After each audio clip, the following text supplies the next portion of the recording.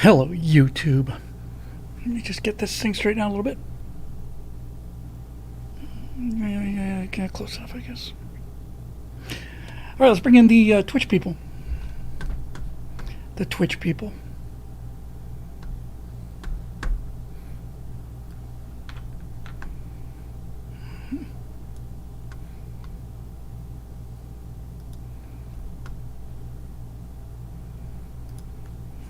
Hi, everybody. Welcome to Stratosphere Lounge. I'm your host, Bill Whittle, and we've got a little lighting thing going on there. See, get out of the way. Getting stuff ready for story mechanics. So check this out.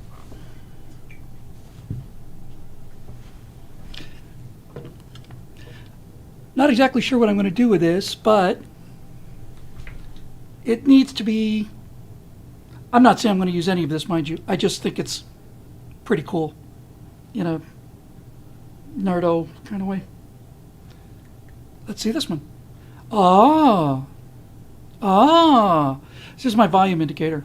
If I get too loud, I can just, lightsaber myself. Anyway, I'm excited about all this jazz.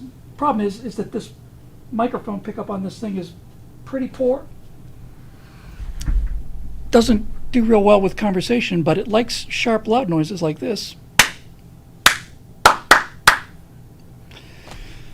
We're all just a bunch of kids here anyway. We don't have any excuses at all. None. So I got all kinds of cool things that are starting to get together. One of the weird things, like I said, about this these lights are that their mics are so thick. They're not very sensitive.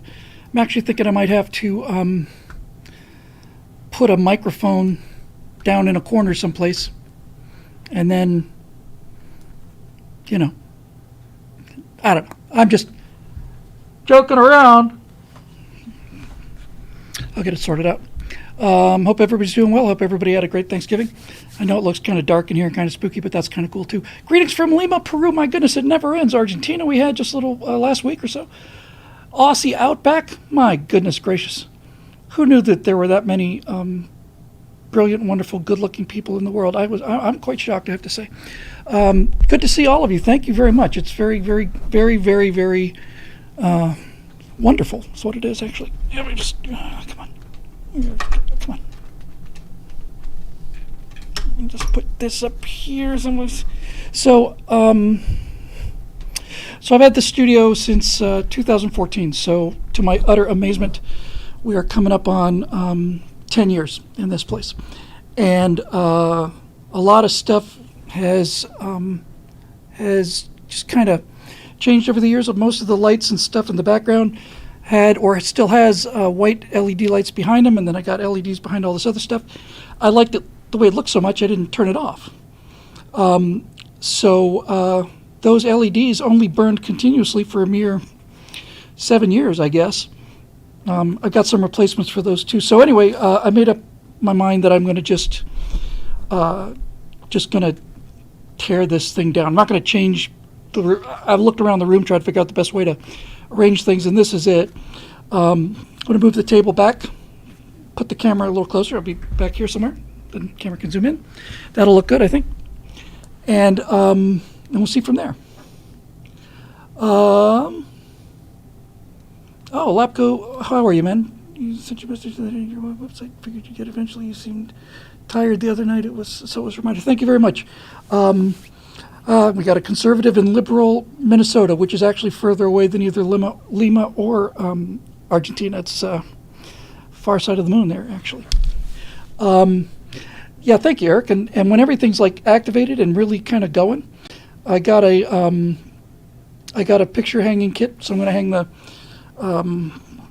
story mechanics banner back there behind John. I'm going to move John forward. I got some things going on. I got to get a way to kind of populate that frame all the way back to the wall. But it's going to be pretty cool, I think.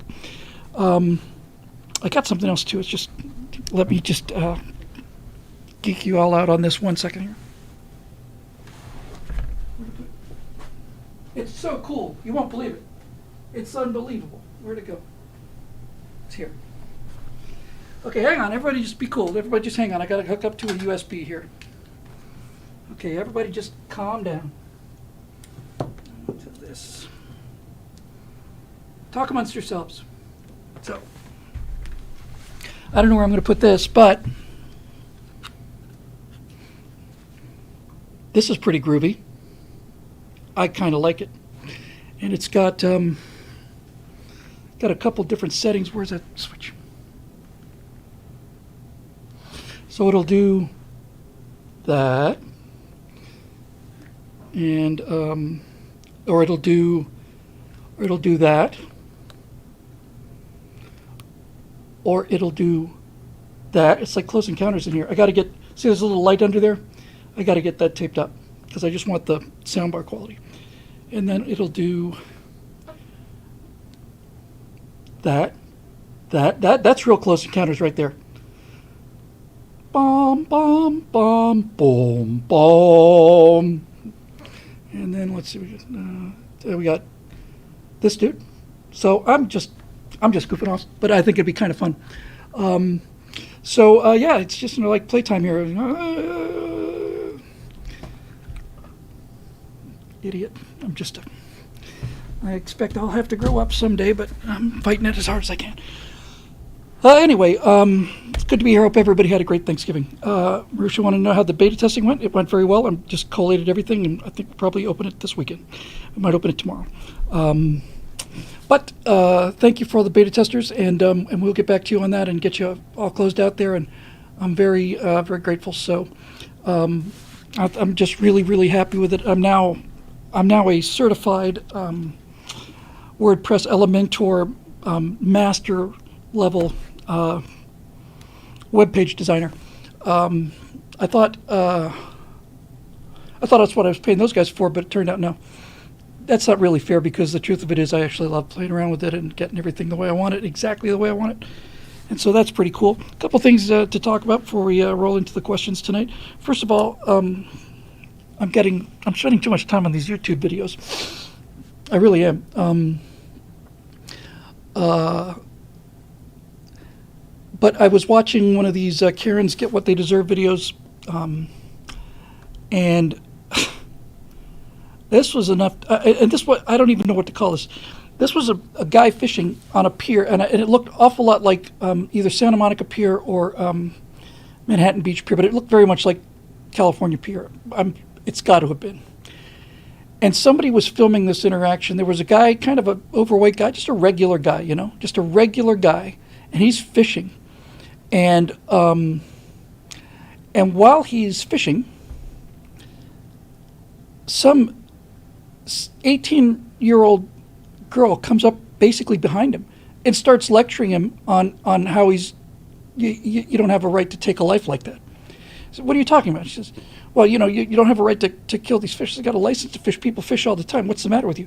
Well, it's not about you. It's not even about you. It's about a creature that's concerned for its own well-being and doesn't have a voice. So I'm its voice. And I thought, wow, look at you. You are the voice of fish everywhere. You are perhaps the most important person on the planet. My goodness gracious. That's really amazing. And then she just went on and on and on and talked about this and got the guy on the defensive to the point where he was basically saying, listen, it's Father's Day. You're screwing up everybody's night. We're sitting here fishing, having a good time, and we throw them back. And then she says, so this is the progressives.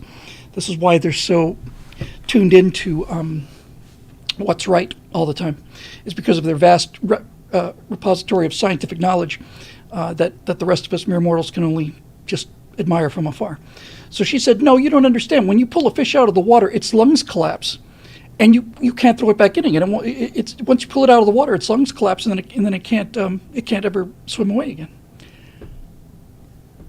And I would have just said, well, shouldn't have been swimming where my hook was, or something along those lines, But I really, honestly, this woman went on for 4 minutes about how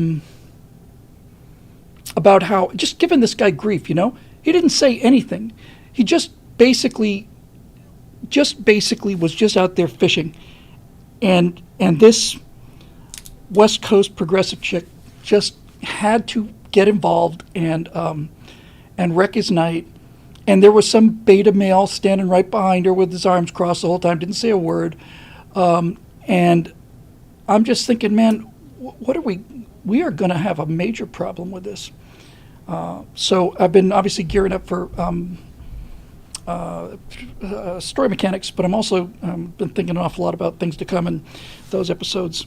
And we're going to have a real problem, which leads me to my second point, and this is one of those things that's I'm going to do like an audience poll. I'm so far behind on Stratosphere Lounges, by the way. I should just post them. And then I got the idea, no, I should like enhance the audio, run it through a denoiser and then compress it and just output it, and we can do it that way, because I got to output it anyway for the audio stream, and it just doesn't get done. But anyway, here's the thing. I was watching, like I say, watching a lot of people about this, and I want to get an audience reaction on this. But one of the people who I actually really like a lot is Pearl. I just think she's got a lot of common sense, and if you don't know her, she's basically a Midwestern girl who's basically selling T-shirts that say women shouldn't vote, and basically just saying that women have just gotten so delusional. And I really like her. I just think she's really, really cool. I think she's pretty much over the target. And so I was a little bit amazed to discover that about a month ago, it's like the entire Daily Wire ensemble came out and got into like this public war with her, and I'm just getting kind of tired of these, these public wars. And I really think she's really got it, and I don't understand what it was that got all of the Daily Wire people so activated. Jeremy chimed in on it from overseas, and Matt Walsh was like really tough on her. Clavin was pretty tough on her, called her a provocateur, and basically just said that she's just looking for attention. And I thought, no. So if I understand the situation correctly, what the discussion is about is that Pearl was saying that modern marriage is so disadvantageous to males that they're idiots to take the deal. And she's right. Daily Wire apparently thought that this is somebody who's condemning the institution of marriage, and then apparently all three of them started talking about the wonderful wives they have. I got a wonderful wife too, but I'm not the problem. Pearl came back with, I don't know if it's that they're wealthy. I think the actual answer, Pearl, is not that they're wealthy, although that's part of it.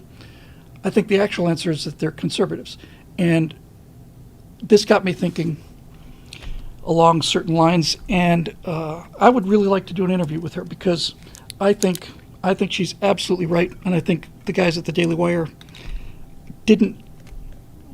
heard something that she didn't say. That was her position, and I don't want to, cross swords with anybody, but at the same time, I'm, independent here, and I really, really like her. And so when I said the problem is that they're conservatives, this got me thinking about some things. And one of the things that got me thinking about was, and when that happens, we're in real trouble, by the way. One of the things that I started thinking about is that, the essence of conservatism is that there has been thousands and thousands of years of human written history, and hundreds of thousands of years of being essentially biologically the same. And over the course of those thousands and thousands of years, there's been billions of trial and error experiments. And over the course of time, people have found out the very best way to get maximal happiness over the largest number of people. And and when people, I always have to check my motives and stuff, and I keep asking, well, what is it you want, Bill? What do you want? Do you want like the entire country to run like an Apollo program? And that's what I want, but that's not what I want for everybody. What I really want is that I keep coming back to this. I know it sounds too sanctimonious to be true, but it is true. It's like what I'm looking for, really, what I'd like to see is the greatest amount of happiness for the largest number of people. And I think there's no doubt, certainly in my life and in the lives of all three of those people, Matt Walsh, Jeremy Boring, and Andrew Clavin, all three of them are just crazy about their marriages, talk about how much good the marriages did them. I'm certainly in that same situation. I'm a much, much better person than I was before I got married. But one of the problems with conservatism is that you got to be careful to not be, you don't want a mind that's so open that your brains fall out, but at the same time, you don't want a mind like a steel trap that's, rusted shut. You gotta be prepared to take in some new data. And that's what I feel is like really the main issue, is that they don't seem to be listening to the new data. They're basically saying that she's attacking marriage, and she's not attacking marriage. She's saying that what marriage has become is become so unbalanced in favor of women that she doesn't see any upside for men in it, and she's right. And so it's not even that point that interests me so much as just I was thinking about this, so what's the conservative blind spot? And I think this is it. The progressives don't have a blind spot. They actually have a clear spot.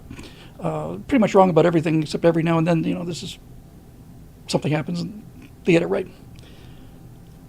But part of it comes from what I said, just in terms of, I think we've solved all these basic issues about, whether marriage is good or not and so on. But I think the rest of it is, I think that people who are raised with good parents tend to become conservative because they're individuals. They don't need affirmations from other people. They don't need to, suddenly excel in sports where they were mediocre before, so they're not going to change their genders and all the rest of it.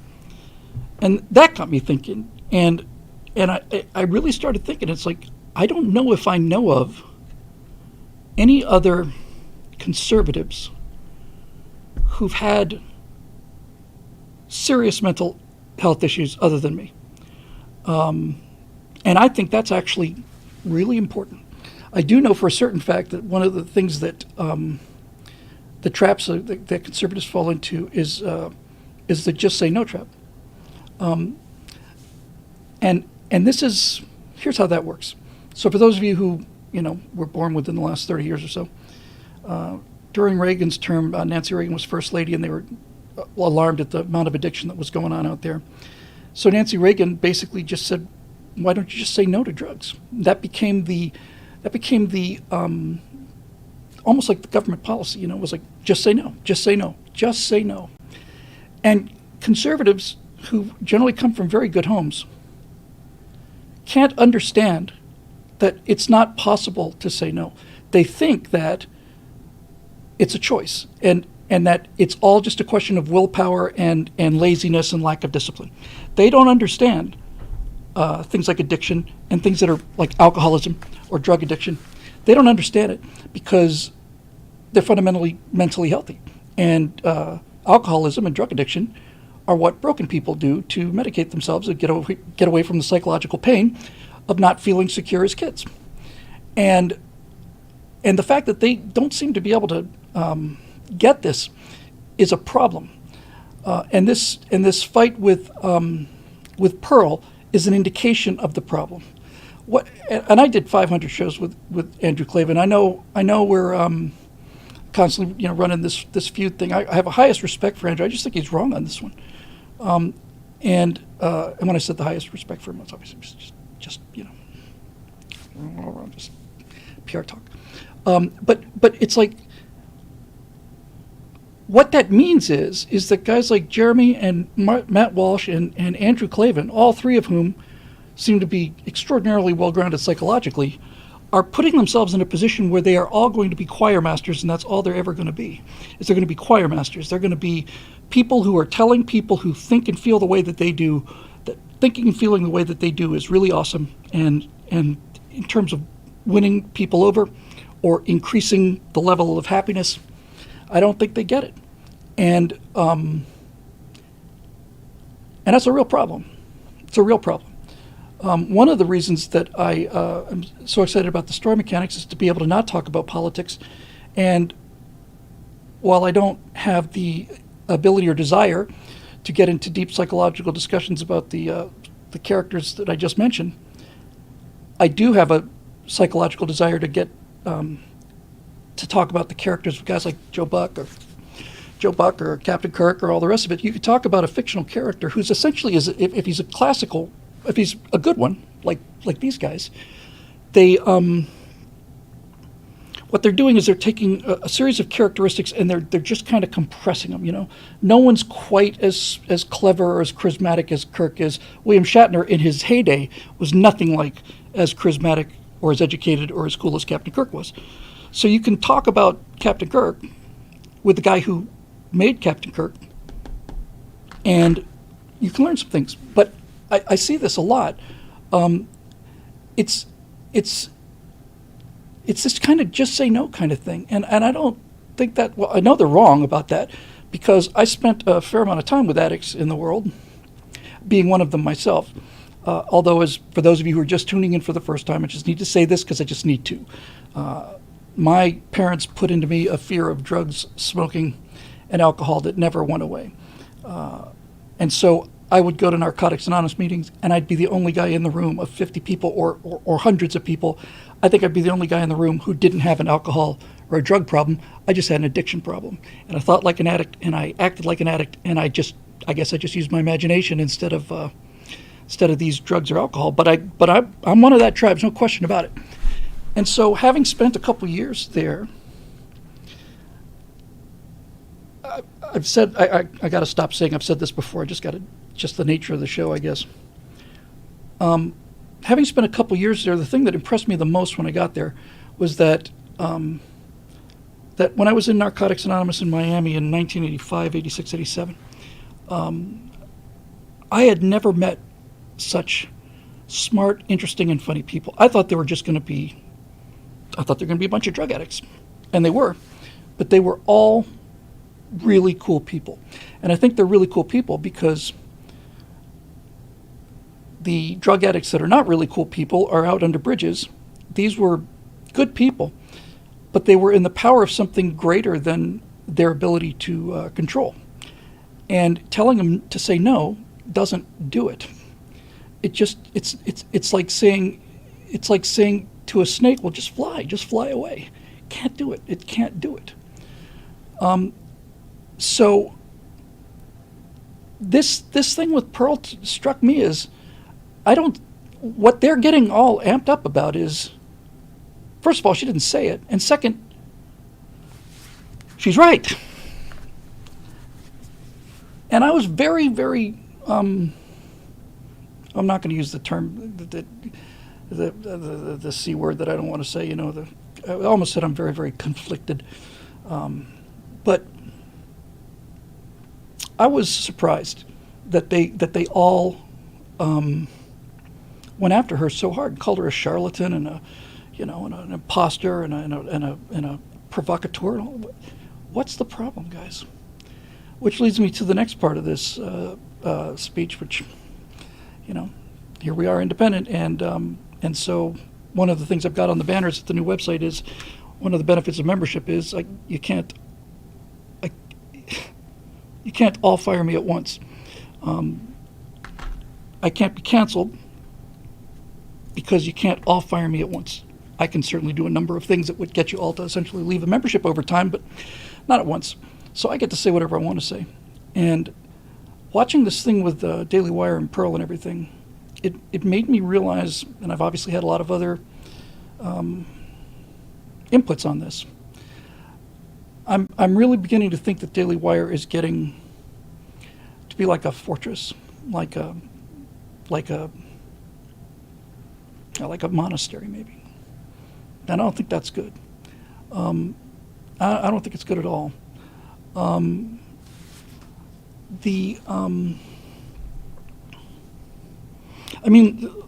What is a Woman is a brilliant documentary, and you have to have skin that's a foot thick in order to endure all of the things that Matt Walsh endures. And I agree with him on just about everything that he says, but I also think he's pretty harsh and somewhat arrogant about it. And very almost like pompously right, Ben's the same way. Ben, I think, came out as well. I don't know why I didn't think of Ben. And so it seems to me that there's getting to be like a rigidity in there that is not good for anybody, and I'm worried about it.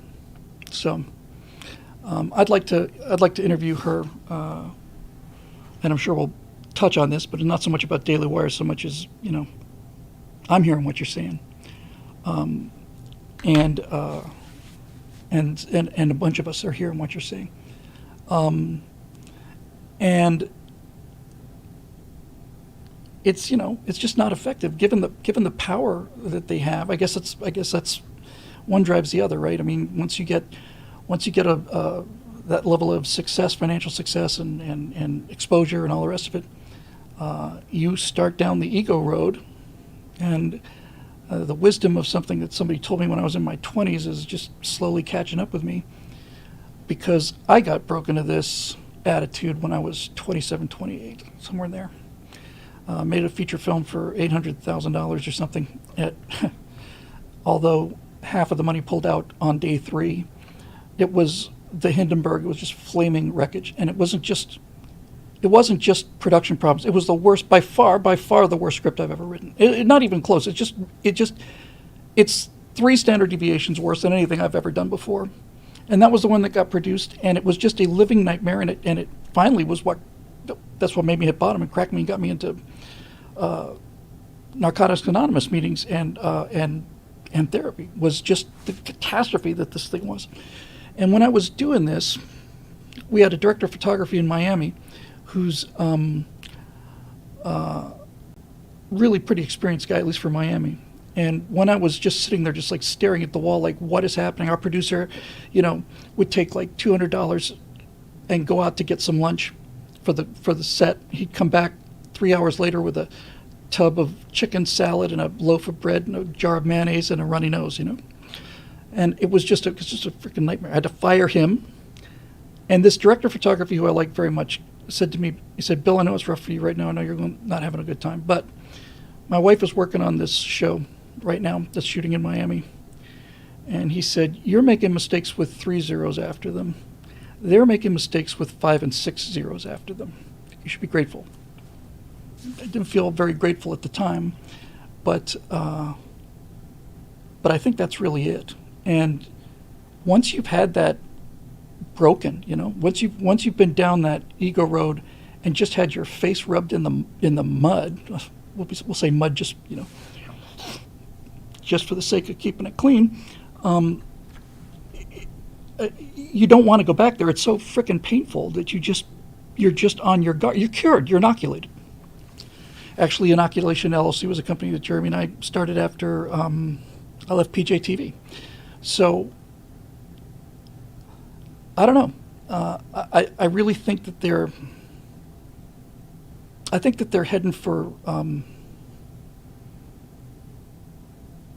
I think they're heading for a correction, and that doesn't. It doesn't make me happy. I don't know. But this thing with the kind of the vitriol that they went after Pearl about. I mean, how does anybody? I can understand why people on the left get vitriolic about Pearl, but how does anybody get angry at Pearl? I mean, she just seems to be the most decent person out there that's getting any traction, and I would really like to talk to her about this, because I think she'd like to know that there are some conservatives out there who get this.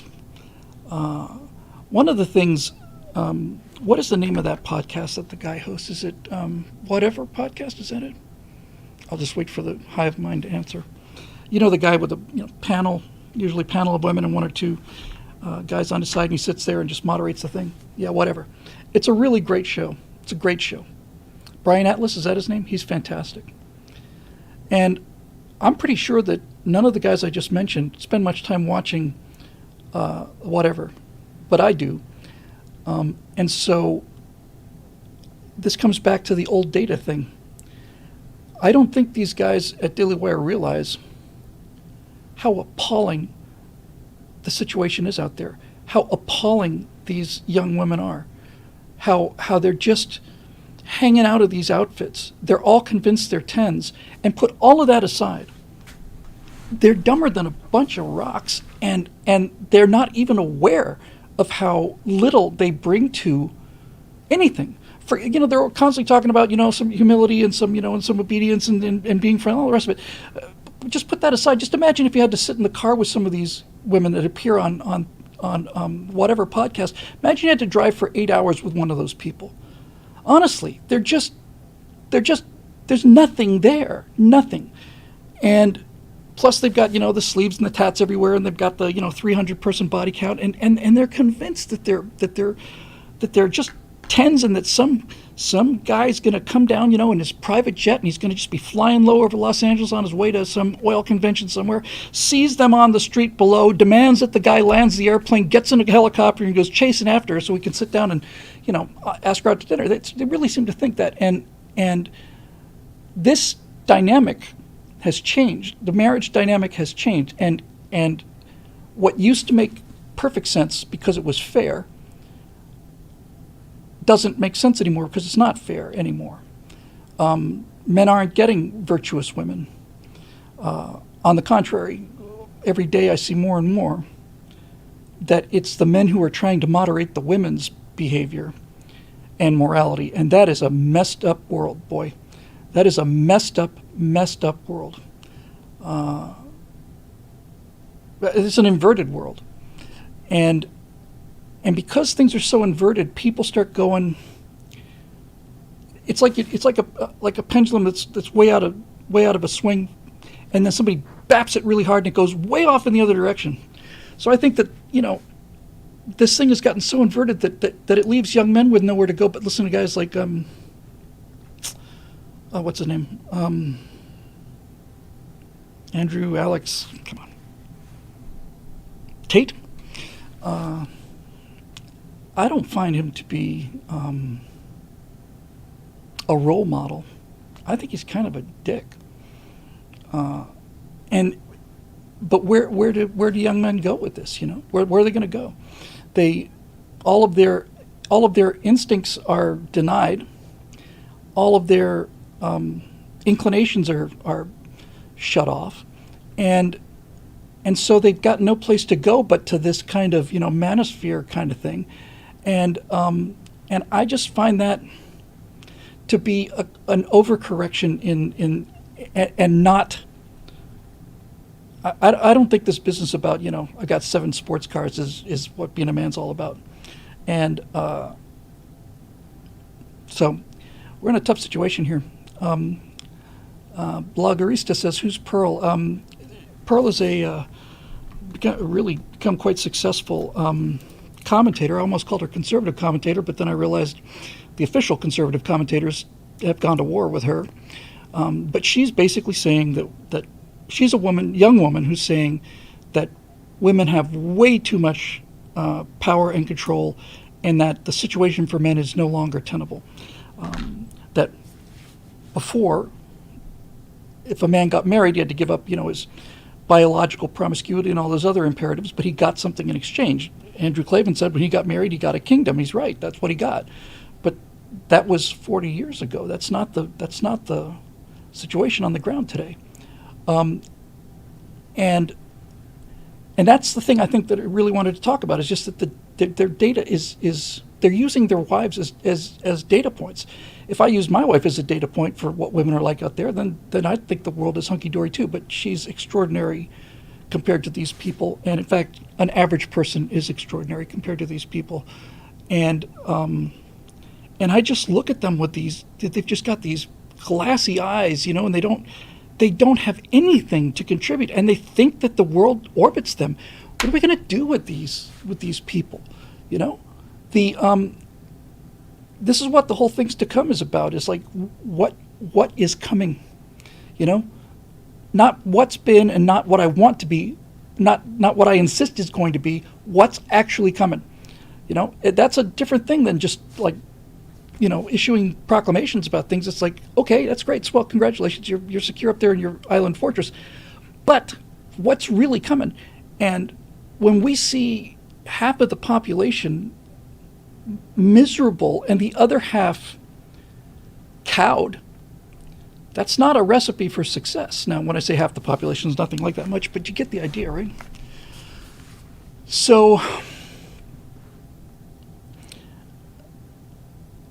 I don't know. If I were to say something like I'm going to move into that space, it makes it sound like a business deal, and it's not. It's just that's where I think the real societal threat, the next crisis is going to be. John Frost says, "You seem awful sure of yourself. You talking about me, John?" Because I'm not. The reason I'm having this conversation with you guys is because I am unsure about what to do about that. If I was sure that I was right, then I wouldn't be talking about it. I'm not sure that I'm right. I want to hear what people think, and I've come to respect the people in the Stratosphere Lounge audience live very much. And so, there it is. I think the one thing that I might say, that I've only been thinking about this for a day, maybe less. But one thing that I did think about, maybe somebody could talk to Pearl about or somebody else about, and it's like, these modern women don't understand why men are going overseas to get married. Now, I wasn't one of the passport bros. I just happened to stumble across the photographs of this woman who just happened to be amazing. But I wasn't shopping for a wife overseas.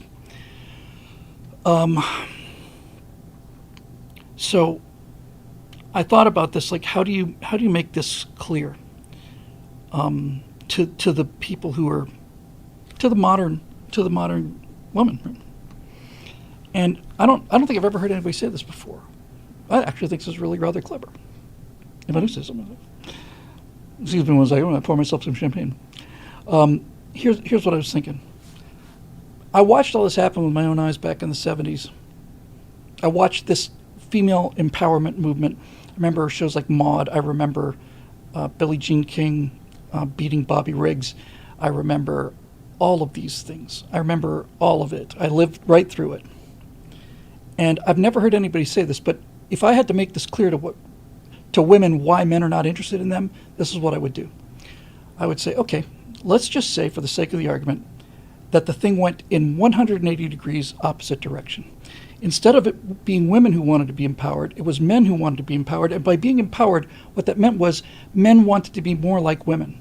And then let's say that for 25 or 30 or 40 years, young men were told that what women want is a man who's emotionally hysterical, dependent, frightened, lazy. These are the qualities that women really, really want in a man. And you heard this all the time, everywhere. And when men would say, "Well, I'm not having any luck with women," you say, "Well, it's because you're not hysterical enough. You're not emotional enough. You're not what women really want is to take care of you. They want to protect you."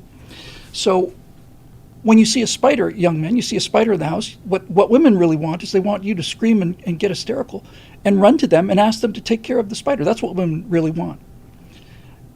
Sounds kind of absurd, doesn't it? But that's essentially exactly what women were told, and that's why they're having this problem today. Just seems to me like a very clear way of explaining it, So if somebody had told young men to go contrary to their biological natures, how would you feel about that? How would you feel about a nation, and we're heading there anyway, how would you feel about a nation of gamma male simps who are absolute cowards and lazy and no ambition and no discipline and no stability and they're emotional wrecks and they need you to sort them out? What would you say about that? You would say, "I'm not interested in this." Right, precisely. You wouldn't be interested in that. I keep coming back to this. I don't know. It's probably just because I like it so much. It's controversial, but I don't care. The thing that really locked me into this political philosophy was P.J. O'Rourke, and it was P.J. because P.J.'s and I never got to meet him, which really bums me out. But P.J. was he was genuinely funny, and I'd been funny for most of my life, and he was clever. And he was clever funny.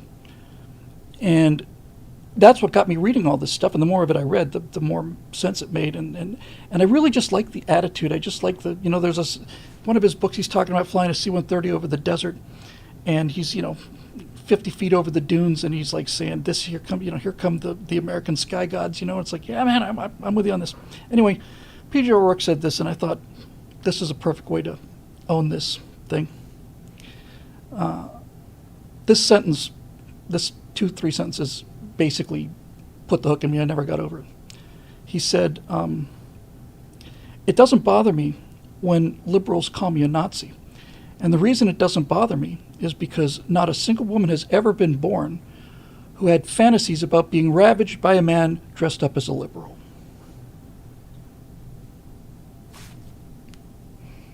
It's perfect. It's perfect. It doesn't get any better than that. It doesn't get better than that. That's perfect rhetorical judo. It's perfect. Absolutely, absolutely perfect. Okay. I'm a Nazi. Okay, well, nobody ever fantasized about, being ravaged by a man dressed up like a liberal. And I just thought, freaking perfect. So, that's the essence of it, right? It's like, okay, so I'm a Nazi. The only difference between me and the Nazis, I guess, is that I haven't murdered 6 million people, or started a world conflict that killed 50 million people. But other than that, we're virtually identical. Me being an independent individualist who's in favor of individual gun rights and free speech and all the rest of it, just like Hitler and Stalin and all the rest of these Nazis. Anyway, I just had to kind of get that out. So, I don't, Ace Affinity just said something and it hurts my eyes. I can't unsee it and I can't unthink it. P.J. O'Rourke versus Beto O'Rourke. Who wins? I miss P.J. I miss him a lot. And he the last several years of his life, he wasn't putting out the kind of stuff that I read in the late 90s, but my God, he was something else. And he would say things like this is connected to this whole thing. He would basically, because see, here's the thing about PJ. PJ's and I have this in common, and that is that PJ, when I say I was on the other team, I considered myself a liberal and I considered myself a Democrat, but I never hated the country, and I was never anti-capitalism for a day, and I was certainly never anti-military. I was always a fighter pilot at heart, So when I say I was on the other team, I was not. I didn't know what the hell I was saying. I didn't have any commitment to anything. I was a theater major at the University of Florida, and I went with where everybody was swimming. But PJ was not only on the other team; he was a bomb thrower for the other team. He was actually part of. I don't know if it was SDS, Students for a Democratic Society, but he was a long-haired hippie type pinko fag who was doing his very best to destroy things, and then suddenly he just stopped. But that perspective of having been there, having walked on the other side of the tracks, is what made him so effective, at least to me, because he just owned it, I mean, I've said it so many times, it's not really me. It's mostly just a riff on PJ. How do you not sell, loud guns, fast cars, and hot women? How do you not sell that? That's PJ O'Rourke talking right there. He would say things like, talk to a friend of his who also used to be like on the left when they were younger. And he would say things like, why? You know how I know we're in the right place? Why? He says, because we're surrounded by beautiful women. The beautiful women are always where the action is. They always know what the scene is. Things like that. So, anyway, there's that. So, looks like they're wrapping up Pendragon Cycle. Is that right? Saw a couple of the production reports from over there. And we'll see. I saw the first teaser trailer for it. And we'll see how it goes, But you got to be careful about that hubris thing, Those whom God destroy, they first make mad, and it's a lesson that's, I think, virtually everybody has to learn at some point or another. I'm just glad I learned it early and that it took. Okay, so why don't I get out the cogitation spectacles here, and some people said, Bill, you don't like it because you just think it makes you look nerdy. I think glasses make me look cool. The problem is there's just so much reflection. You can't see my dead shark eyes. All right, so let's see what we got here. Oh, as I'm digging this stuff up, we will be unveiling the new website. I was pretty pleased with the beta testing comments I got back, and And so I'm just kind of giving you some advance notice. We migrated the site. We cloned the site and migrated it to the new site, new software, new templates, new everything. But we did that almost 2 weeks ago. So there's going to be a gap. I started posting on the new site back on the right around the time of the attack on Israel, or early October, somewhere middle of October at the latest. And so those comments and that stuff didn't come over. So I'm going to hire somebody to bring that missing gap stuff over. It's not like it's gone. It'll be at the old site, but there's tons and tons of posts on the new site that have no comments on them, and I'm going to pay somebody to bring them over. But I just thought I'd warn you about that and let you know. All right, so let me just log in here and find out what we got. I am so happy with this. Oh, by the way, for those of you who are out there like Marusha and a couple other people who are beta testers, if you're here live, did the site seem like it was going fast for you, like quick? Because I thought it felt pretty quick, but then again, as I said many times, I actually got the data on the old site, and we have an average page load time of 8,900 milliseconds. It's almost 10 seconds. That's just plain dumb, horrible. Kind of agree, Robert, on YouTube over there. Come on, that must have been 15 seconds. Fortunately, we're out of the woods here. We're really got a really cool new website. I'd love to just really like it. So, all right, here we go. Member forum. It seemed good. I didn't notice any lag. Also, I sent you some other stuff in my email. Did you read it through yet? I haven't read anything through yet, Marisha. I've been.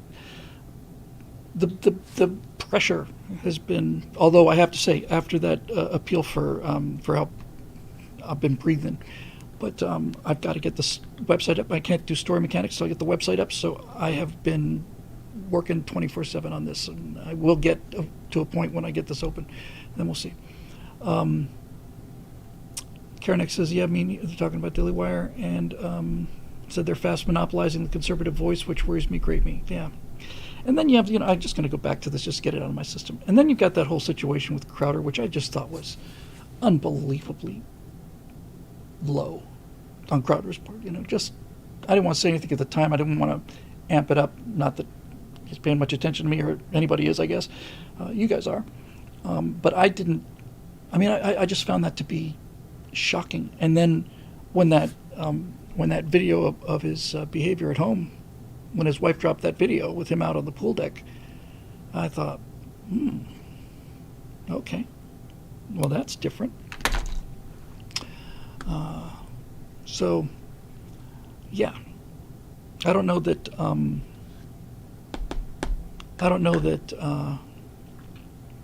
centralization is exactly the way we want to go. In fact, as a conservative, I'm dead set against it. So that seems to be happening to some degree. Karenex, so there you go. All right, here we go. And Ray Blue, Ray Blue's been posting in the YouTube section what appear to be Hebrew characters, and I sure would love to get a translation of that. I suppose I could do that, but why don't I? That's quick enough. This is where the internet is actually magic. Hang on. Come on.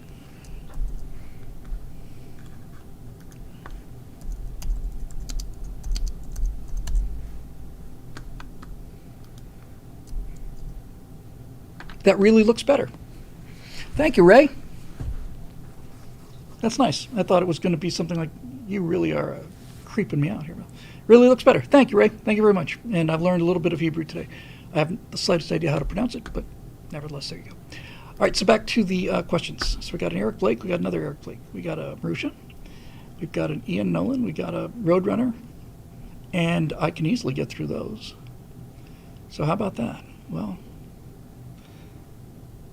man's POV says, yeah, but Crowder pulled off all of it. He did it.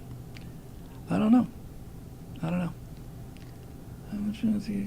Anyway, thank you guys for the kind words over there.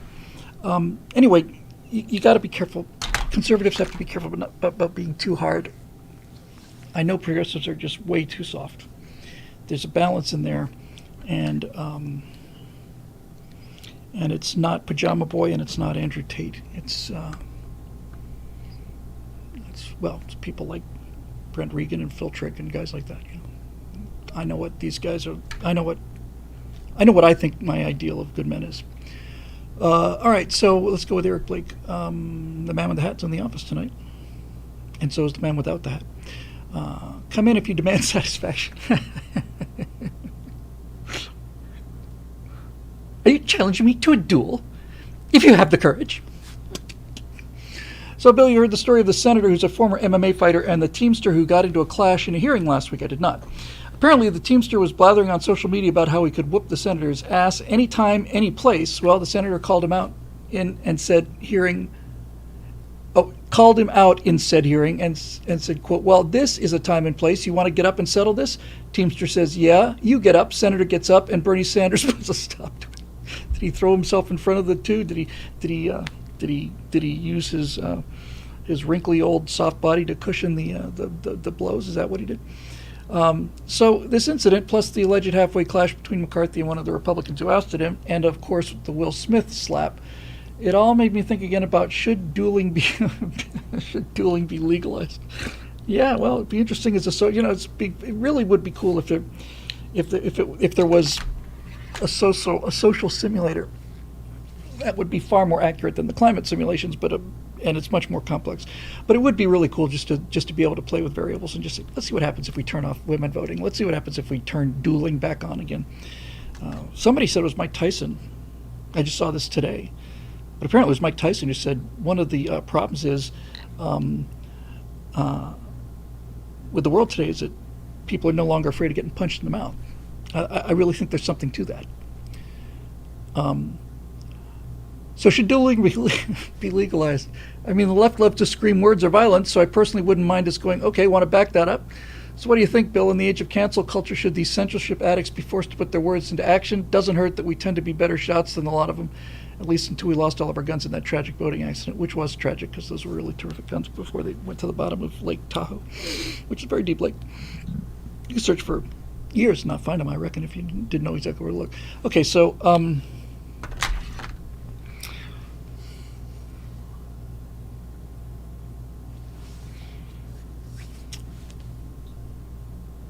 2012, I want to say. Yeah, it was 2012. It was March of 2012. Andrew Breitbart died on leap year day on February 29th in 2012. And I knew him real well, and so did Jeremy. And we had an intervention with Andrew Breitbart about a year before he died, where we took him out to barbecue, which probably wasn't the best idea for a heart patient, but nevertheless, that's what we did. We knew we could get him there. Andrew came into the restaurant in Burbank, and he walks in and he says, "You see this latest thing that I've done?" He shoves his iPad at me. I said, "Andrew, I'm not interested in what you did. I do the same thing you do. I'm not here to listen to your videos, man. We're here to talk to you. I want to talk to you." So I've never told this part of the story before. It's not a major deal or anything, but when FOA when somebody leaked FOA, it was Pat Boone, who basically just got dressed up in a vanilla jacket and a pink shirt and a cup of tea and just let everything out about it. There was a real scramble there for about 24, 48 hours. Real scramble. This was the first time that the story really broke, And for those of you not in on the lingo, FOA was Friends of Abe, which was a conservatives in Hollywood group that eventually got up to almost 2,000 people. And I was really instrumental in that. I got in right about 300 people. And once I got in, it just took off, obviously. But Andrew and I had known each other through FOA. That's where we met. And all of a sudden, Gary Sinise was just getting slammed everywhere. And Andrew called me up and said, "We got to do something about this. We got to get in there and take some of these arrows from this guy." For this guy, I said, "Yeah, man, I'm with you 100%. So I knew Andrew Breitbart pretty well, and then about a day or two after he died, I was going out to dinner, and somebody told me that some conservative guy, was tweeting that he would kill me if he ever saw me, because I said that Twitter killed Andrew Breitbart, because it did. I knew him, this other guy didn't. But he was saying repeatedly that he was going to kill me. And I took that very seriously. That was the end of that dinner. I mean, I really, really really got motivated when I saw some of these tweets. So I shot back something about, why don't you send me your phone number? We'll discuss this. So this guy calls, and I said, hey, I'm not here to talk about anything else. You have threatened in public to kill me. Are you serious about this? Because if you're not, you need to stop doing it. And if you are, I would rather end this now and figure out than live with this over my head. So let's just get this over with, And then the guy goes, well, you said this. I'm not talking about what I said. It's got nothing to do with what I said. You said you are going to kill me, and I take that very seriously. So, first of all, if you're not serious, you better tell me now. And secondly, if you are serious, we got to figure out where to meet. You better come armed. I was really angry, really, really, really angry. This guy was supposedly a conservative. And I guess I hurt his little Twitter feelings. In any event, he says, well, no, I didn't really mean it. I said, well, then you shouldn't have said it, man. I didn't mean, well, I just really got angry. Well, then get angry. You get angry with all you want to. You can say whatever you want to about me, but you can't threaten to kill me in public and have me just say, oh, well, yeah, la, la, la. No, I take this very seriously. And I just went down this guy's throat, and he finally said, oh, look, man, I just, just kind of backs off a little bit. Okay. So people say things online, and this is why I don't do Twitter or X, because I'm a hot-headed guy, and the last thing I want is my first opinion on something going out there and being irretrievably indented into or impressed into the internet, and you can never take it back. So there is a real lack of civility on the internet. A lot of it is due to this anonymous aspect of it. A lot of it is due to the idea that you're never going to meet these people. After the Jeannie Ives thing, which really hurt my business as well as my feelings. For those of you not up on it, I went to do a fundraiser for her for free, and she was running for governor of Illinois. And about an hour before the event, I sit down with Jeannie Ives people who say that that somebody had written an email saying that I was a racist and a Nazi and all these other things. And so, long story, I just basically said, hey, I'm just here to help. If you don't want me out there, that's fine. I'll just sit here, and then when we're done, I'll go home. So that's what happened. And after that happened, I found out it was Media Matters, and I got to see my name in the paper, my own hometown paper, the Los Angeles Times, the online edition anyway. Scientific racist Bill Whittle, blah, blah, blah, blah, blah, blah. And that really hurt. And I remember I spent a fair amount of time immediately after that thinking I would really, really, really, really, really like to know who this guy at Media Matters was, because I'd like to sit down. I'd like to find him in a restaurant. I really would. I really, really would. And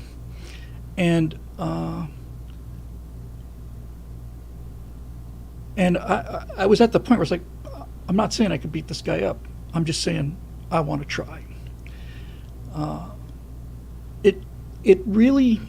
It was so unfair and so out of context. See, it's one thing to have people disagree with you and people call you out for things you say, okay? You want to call me a Nazi because of things that I actually say or whatever. That's your business. That's fair. This is a public, comes with the territory.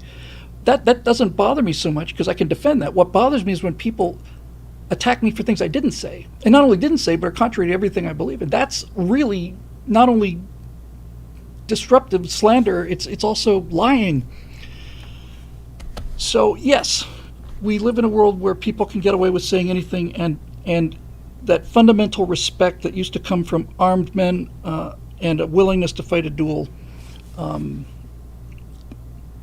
has gone. It's an old saw, but it's true. An armed society is a polite society. You don't go shooting your mouth off at a guy who might be, you don't start calling his wife a whore at a bar when he might be armed and, maybe consider that this. So what it comes down to, Eric, is there's a concept, legal concept, and I don't understand the niceties of it, and I suppose I probably should get to know it a little better because I get the feeling I'm going to need it. But there's a legal concept called fighting words. There's such things as fighting words, and it's a legal defense. I don't know how effective it is as a legal defense, but there is such a thing. And the idea is that there are certain things that you can say to people that are so offensive that they are grounds for physical assault. They're grounds for. That's the whole argument. Now, I don't think I've ever heard anybody protected from this by fighting words, but I have heard the Supreme Court say something about something, and one of the justices said, sounds like fighting words to me. So the question is, what... I'd like to see this idea of fighting words just come back. Them's fighting words, yeah, exactly. And you know, it's just it's like now the police has to. Did he formally apologize? No, none of them formally apologized. And I didn't ask him to publicly apologize. I didn't need to have, because it wasn't about this guy who threatened to kill me. I could have said, I want you to publicly apologize. I didn't say that. I didn't ask for that. I didn't want to ask for it.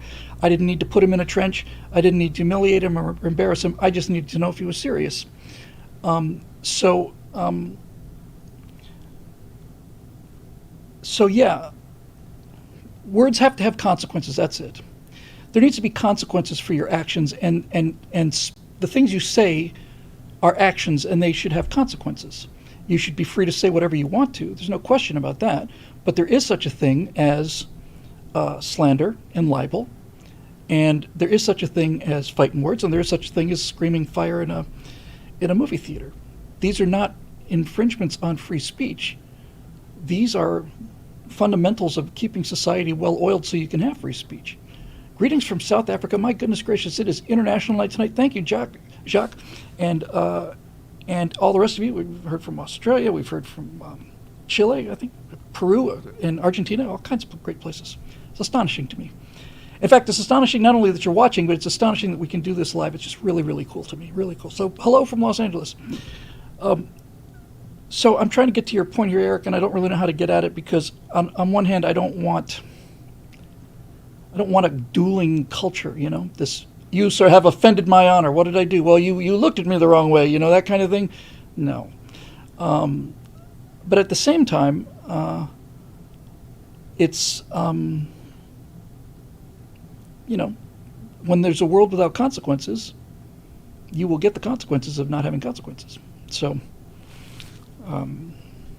it seems like, you know, everything else. It's like there's an easy way to do this, and there's a hard way to do it. The easy way to do it is to have people voluntarily just learn a little civility and a little humility, and a little bit of genuine tolerance, and realize that, you know, you're talking to an actual human being here. You can say whatever you want to, but you don't get to threaten me, and you don't get to lie about me without getting an energetic response.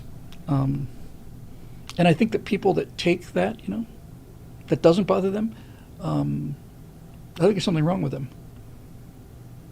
You know, I don't, it doesn't bother me. It bothers me. It bothers me a lot, actually. So anyway, I don't know if that helped, but that's my take on it. I would like to see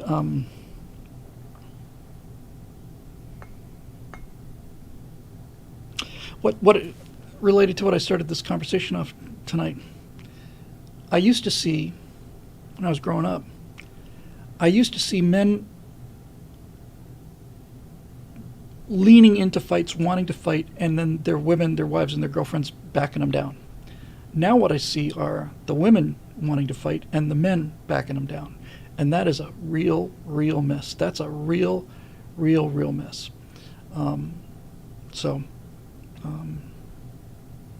You know, just one last thing about this whole fighting thing. A lot of things that my dad did well for me, and a lot of lessons I learned from him, and had a lot of respect for him for that. And there was a bunch of other things that I didn't get from him. And one of them that I didn't get, that I really, really, really, really, really wish I had, was this idea about bullies. And this is what I've learned about them. This comes back to the idea of violence and fighting and all the rest of it. So everybody says, you know, there's a problem with bullying, and we've got to bring the authorities and the government in to stop bullying. And it's like, that's not how it works. In fact, you're going to create more bullies if you do that. When I spent most of my life just thinking of bullies as bullies, and people I just, you know, used to dread seeing. But what I didn't realize was, and this is another thing I've never heard anybody else talk about, I believe that that bullies are a genetic echo of a time when the weak had to be killed. That there was not, that society was not advanced enough to have this kind of luxury. Let's be clear about this. I want to live in a society where the weak and the elderly are protected and cherished and taken care of and all the rest of it. I'm not saying that it's a good thing. I am saying that I think there's a biological imperative that seems to be working in bullies. I'll give you a real good example. I heard a story about, a farmer told me this when I brought it up. He said that one of his mares had just given birth to a foal, and the foal's hind legs were deformed, and that 3 or 4 mares gathered around this foal and started nosing it up, trying to get it on its feet. And they did this for half an hour, and then all of a sudden the stallion sees this deformed baby horse, and the stallion just comes over there and just kicks it to death instantly. So what is that all about? Well, it's a biological safety valve. The horse is not aware of it, just the same way that bullies are not aware of it. But what the horse is doing, what the horse's behaviors have been wired into them, are pro-survival behaviors. If people say survival of the fittest, Lady Hawk said it certainly is that, but it's also something that just feels a little different. I don't see it as survival of the fittest, like only the best of you will live. I see it as kind of like a gate that keeps out damage. The reason that the mares tried to get the baby foal on its feet is because the mares are loving and nurturing. That's what they do as females. They gave birth to the creature, and they're going to suckle the creature. And this baby, not a creature, it's a foal, a beautiful little horse. But the males don't have that connection, and so the male went in there and stomped it to death. And the reason the male was so wired to do that was when he saw those deformed legs, it was encoded in him genetically to kill this thing, because if he didn't, then he would reproduce, and the genes for these defective hind legs would then enter the herd and would propagate. That's just how it works. It's a lesson that evolution has taught us at very high expense, but I think pretty much everybody has it. And then, so I think what's happening with bullies is, when I now that I'm old enough to not have to worry about it anymore, it's crystal clear to me that what I see is that what bullies are not looking for a fight, and there's nothing about you in particular that they hate about you personally. They just see you as weak. And they live out there in the herd, and their job is to keep poking the weak. And if the weak show weakness, then they're going to keep stomping it. And theoretically, they're going to stomp it to death. But if this creature that this bully thinks was weak shows some strength, the bully, see, this is the thing. When I was a kid, there's always been bullies, and there always will be. And I wasn't like a mixed martial arts guy, Somebody challenged me to meet me at the under the water tower after school. I got practically sick. I was so scared. And this is the thing I really wish my dad had done for me, because you live in this kind of state of fear, and it makes things worse. I just wish that I had somebody who knew for a certain fact that would sit me down at age 7 or whatever, and just basically say, okay, Billy, here's the deal. It's not that this guy hates you. It's that he hates the idea of weakness. This kid's got a lot of problems. You're not a problem. He's the problem. However, Bill, this is the thing. It's not going to get better if you keep running away from this guy. What's going to actually happen is, if you stand up to him, it will turn him off. It's like a switch will be thrown. And it will simply go somewhere else, like a storm. It will just pass you over and go somewhere else. But you have to be prepared to fight. And if you're prepared to fight, then the chances are you having to fight is pretty near zero. But even then, it doesn't matter.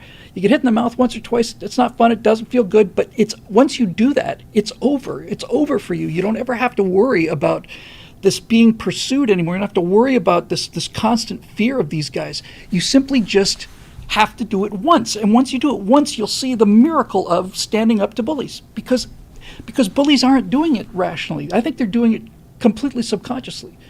I think that they are expressing a gene that's become appropriately much more rare, because I don't want the weak and the sick stomped to death. I don't want that at all. I don't want survival of the fittest. However, when I see the reaction of bullies to kids who stand up to them, there's nothing rational about that. When I was a kid, I thought if I fought back at one of these guys, then he's going to be really angry with me. That's the thing I wish that my dad had told me, was that no, if you stand up to him, he won't be more angry at you. He will stop being angry at you and lose complete interest in you. That's what he's looking for. He doesn't even know it. He doesn't know it, Bill. But that's what he's looking for. He's looking for you to stand up and fight back. And if you do, he will go someplace else, because his job is his self-perceived job. He's not even aware of it. He wants to stomp out the weak. Just show him you're not weak. That's all it would take. And if you gave me that speech plus 3 lessons in self-defense, maybe 3, I would have been a completely different kid. I had to learn those lessons the hard way at a much later age, but you can learn them. And I took a couple, my gosh, no, it was before I met Natasha, so it's not a couple years, it's 8, 9 years ago. As a retired Marine, was teaching self-defense, and he'd retired teaching self-defense and managed to convince him to give me some classes. So I took, I don't know, 8 or 10 classes with the guy. And he showed me things about, how to get a knife out of people's hands and guns and all the rest of it. I'm not in any hurry to try that theory, because I've certainly lost that motor muscle memory. However, he did teach me something, and I just haven't had a chance to check it out. But this is what I'm talking about in terms of preparing kids. Now, this is not. He's a Marine. This is street fighting. And he said to me, what every good man says, the same thing. They say, if you can walk away from this fight, walk away. Because you don't know if this guy's got a gun or a knife, and you don't want to have your life ended over some ridiculously tiny thing. Just walk away. But if you can't walk away, and forget the honor thing, if you cannot walk away, this is what you need to do.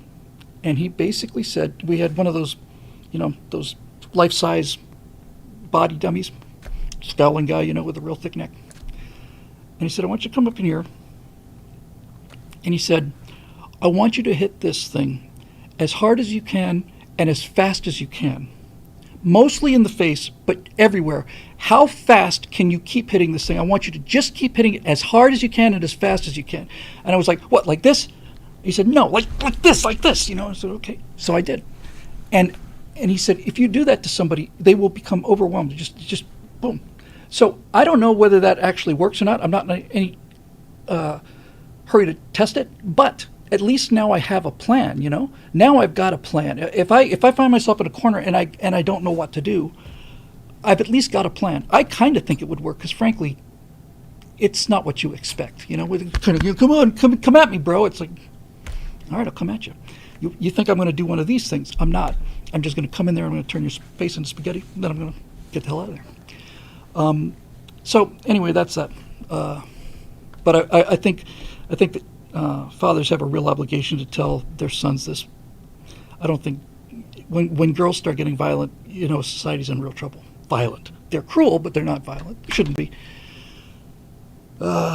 Lady Hawk says, I once brought a baseball bat to a fist fight. Lady Hawk, you are a legend, and I thought you were a legend before, but now I think you really are a super legend. All young boys should be taught this, and they should be taught the fundamentals of self-defense just enough so that when they're confronted by this guy, they are able to stand up to him because they've had some training, right? You've been in the simulator, you've been in the simulator. There's a scene. So the movie Kick-Ass came out in 2009 or something, and they made a sequel. The sequel was unwatchable, but the original was fantastic. I just loved it. And I thought Hit Girl was tremendous. You've heard me talking about female warriors and and how much I just find that to be ridiculous. But I believed Hit Girl, and right at the beginning of she's 9 or something. Right at the beginning of that movie, Dad and his daughter are standing out in a field, and the father had been he was a superhero as well, but he'd been beaten up and suffered from violence. He didn't want his little girl to go through that. So instead of trying to protect her from keeping her away from violence or keep violence away from her, he basically said, no, we're just going to get you used to it. So the first scene is, you've got Chloe Grace Moretz, 4'5" or whatever, little girl, and real innocent face, and she's standing out there, and Dad says, "Not going to hurt much, honey." She says, "Okay, well, and he just pulls out this big handgun and he just shoots her right in the chest. She goes over backwards, and he comes over and she reaches down. She's obviously wearing a vest, pulls the bullet out, and he says, "Now you know what it will feel like. It's not that bad, right? It's not that bad. You'll be prepared." She goes, "Yeah, well, it hurts, I said, "Well, we'll just do it one more time." And then she says, "Well, if we're going to do it one more time, then you have to buy me ice cream afterwards." He says, "Deal." And he goes back 20 paces and shoots his daughter again, knocks her down. This is obviously, no one's taking Kick-Ass seriously as a movie, but the lesson is,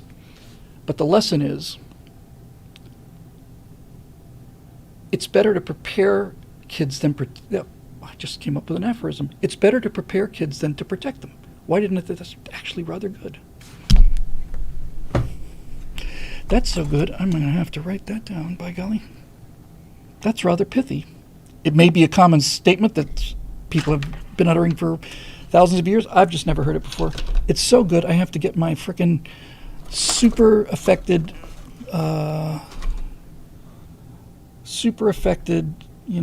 writer guy, fountain pen. Oh, here it is. Excuse me while I write this down. It's just fun to write with a fountain pen. I just get this down because I think it's actually rather good. Let me put on my aphorism spectacles here.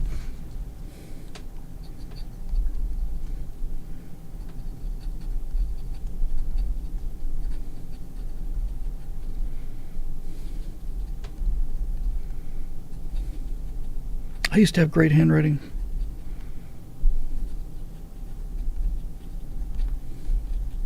It's a motor skill I've lost. We did a segment on that called Ham-Handed Surgeons, where young surgeons are perfectly capable of doing surgery in terms of intellectually. They don't have the motor skills. They've never had to play a musical instrument. They've never had to change spark plugs. They've never had to write cursive. They don't have the motor control.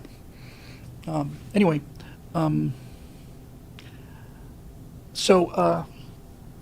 Now it's funny because you think I would have come up with this earlier, because I think one of the very first things I ever said when I started this opinion business was, look, you got two things you can do. If you want your kids not to drown, you have a choice. You can either keep them away from water for the rest of their life, or you can teach them how to swim. That's it. Those are your choices.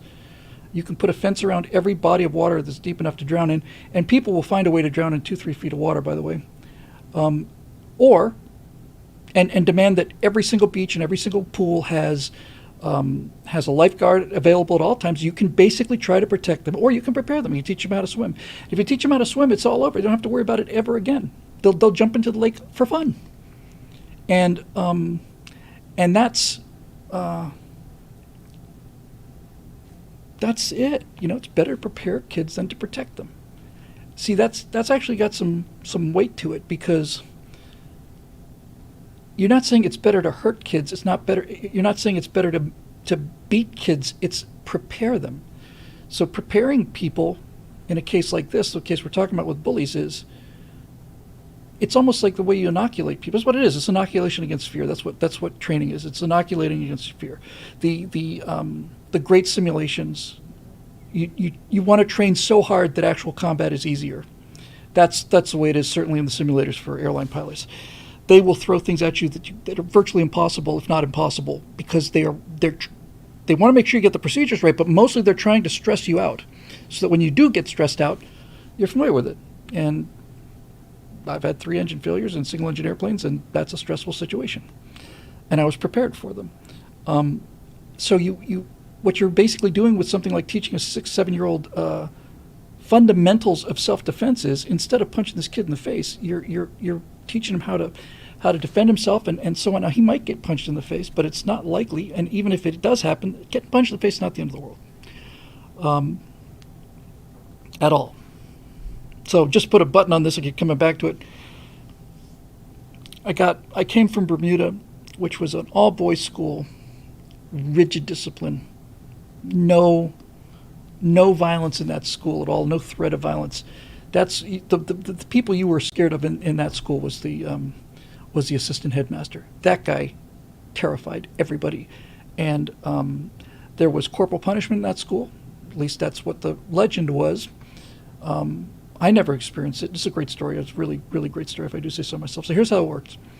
I was going to school in Bermuda. There was an Air Force base, Kinley Air Force Base, and a naval station in Bermuda at the time, both active. And my dad, bless him, didn't want me hanging out with American kids on this island and never seeing the island. So I was just a kid on Bermuda. So I went to schools in Bermuda, local schools, which were British schools with British teachers, and very, very strict discipline.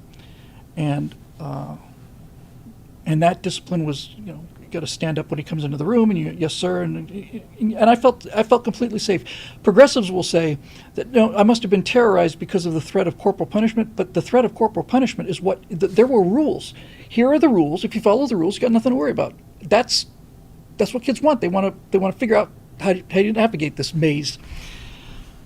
So this is what's so interesting about the British school system. Is the psychological skill. I'm sure it's gone now. In fact, I know it's gone because I've checked on the school in Bermuda. Now it's co-ed and and completely politically correct. But when I was there, so we had art class, and we had a teacher there who was real tall, real thin, with like big curly hair, and we called him Big Bird. Not to his face, because that'd be bad. But we called him Big Bird. He was a pretty cool guy, And I was always, I'm an eldest son of a hotel manager, so I've had to be on my best behavior my entire life. It's not up for discussion. I'm a follow the rules guy in that regard. So we were in art class, and then Big Bird, I'd mention his name if I could remember it, but I do remember Big Bird. What was my house? My house was Morgan House at Warwick Academy, and it was Saltus House at Saltus Grammar School. It was yellow Morgan, I think, at Warwick Academy, and it was red Saltus at Saltus. Okay, and by the way, I'm just going to take another detour from the detour that's detouring the detour. The question was from Mr. Bateau. I'm sorry, Mr. Betsu. Sorry if I got that wrong.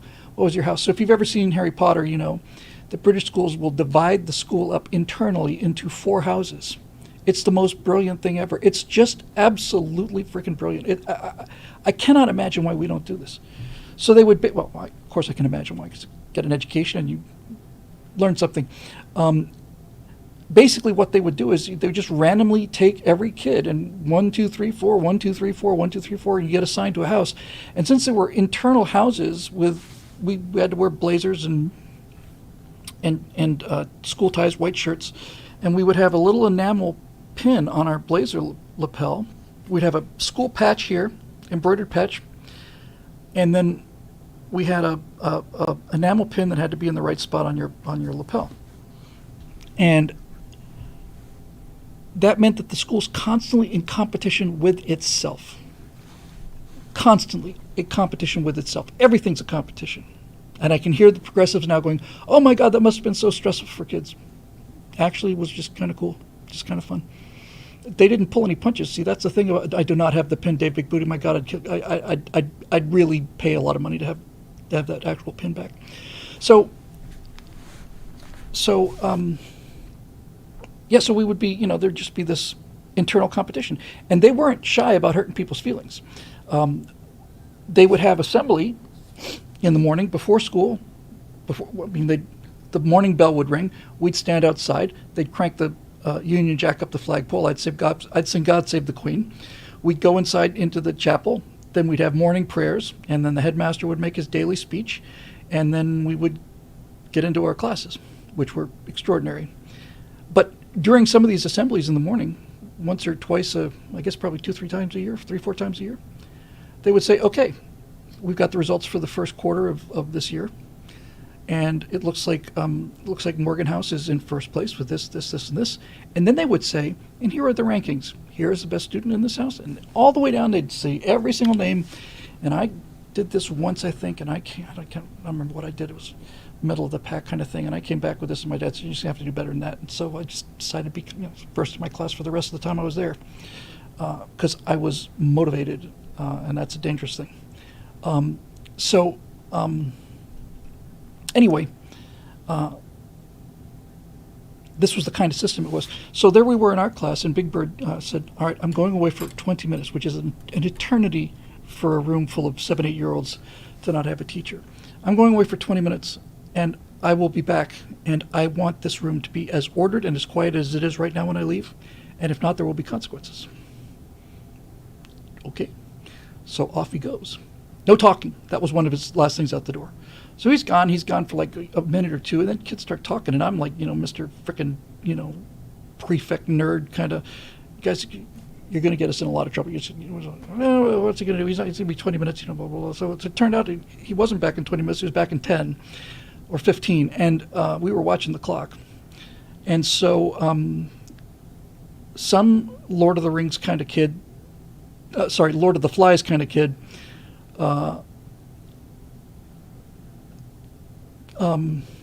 started throwing clay. We were working with clay that day. And so somebody started throwing it back. So then there was a giant clay fight in this art class. And then the door opens, Big Bird opens the door, and he gets hit with a piece of clay. And that was bad. And this is where the psychological genius of the British school system, as it was during the days of their empire, and that's why they had an empire. So what happened was Big Bird comes in, he opens the door, gets hit, somewhere on the leg or something with a piece of flying clay. The room is completely disordered. You know what he said? He said nothing. He just looked around,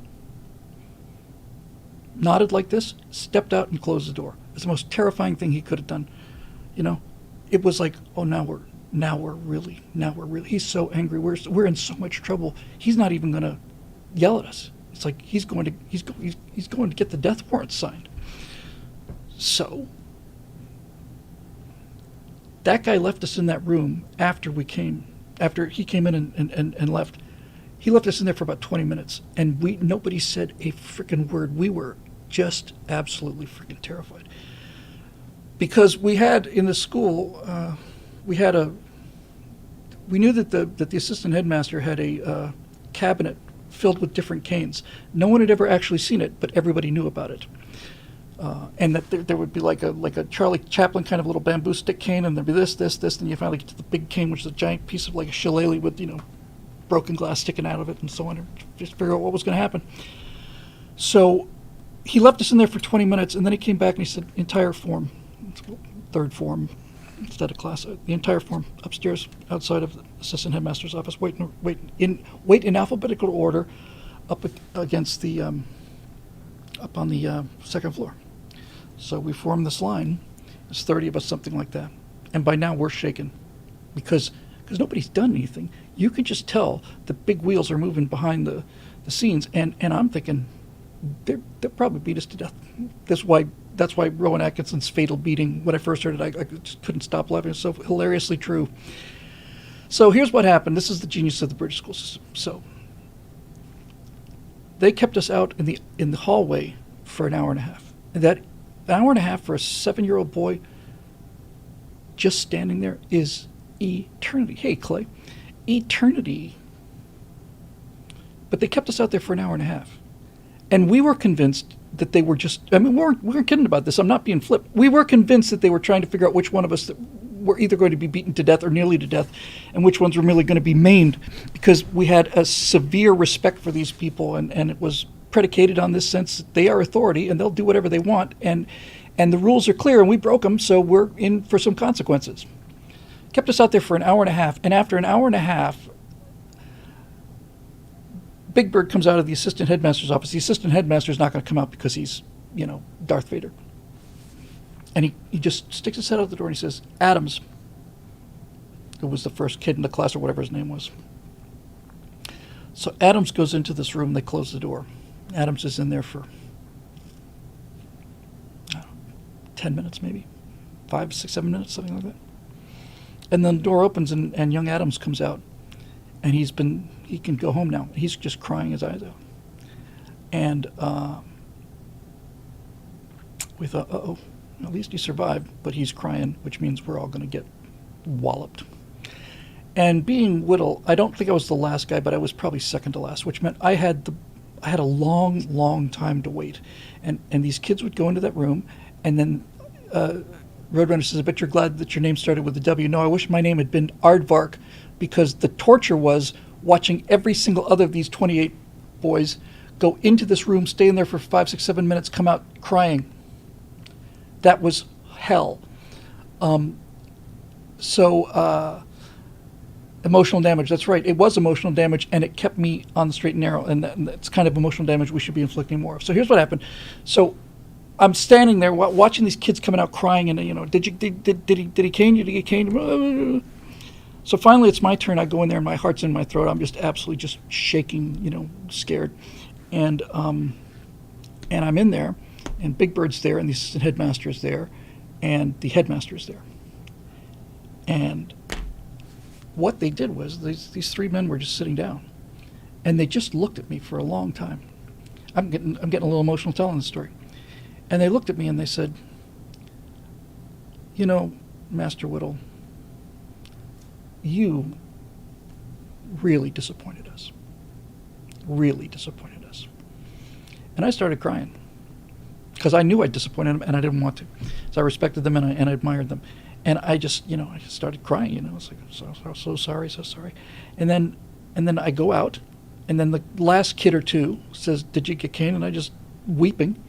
And I realized none of us got caned. We all got the same treatment. We all still got the very disappointed in you.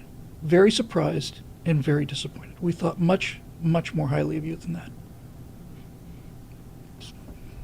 I would much rather been caned. Much, much rather been caned.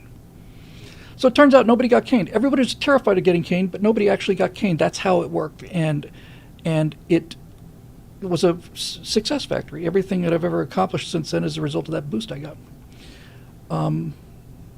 Lady Hawk says my dad could make us feel 2 inches tall by saying that. Yep, exactly, 2 inches tall. See, here's the thing. An authority figure cannot make you feel 2 inches tall unless you respect them. If you respect them, you want them to have a favorable opinion of yourself. If you don't respect them, you just laugh. And so the more you respect these men, the more it hurts when they tell you that you've disappointed them. And that was the genius of the system. That was how it worked for everybody. Everybody. Nobody got caned that I'm aware of. Everybody was sure that they were going to. But what they did was if Big Bird had come back, gotten hit with the piece of clay, and just said, everybody upstairs, and we marched into this guy's office, that would have been stressful. But these people are geniuses. They're psychological geniuses. They let us sit in the classroom for 20 minutes and whisper to each other about how bad it's going to be. Then they made us stand outside for an hour and a half, and then they brought us in one by one, and out come the victims, like on an assembly line. By the time I was in there, it was practically hysterical.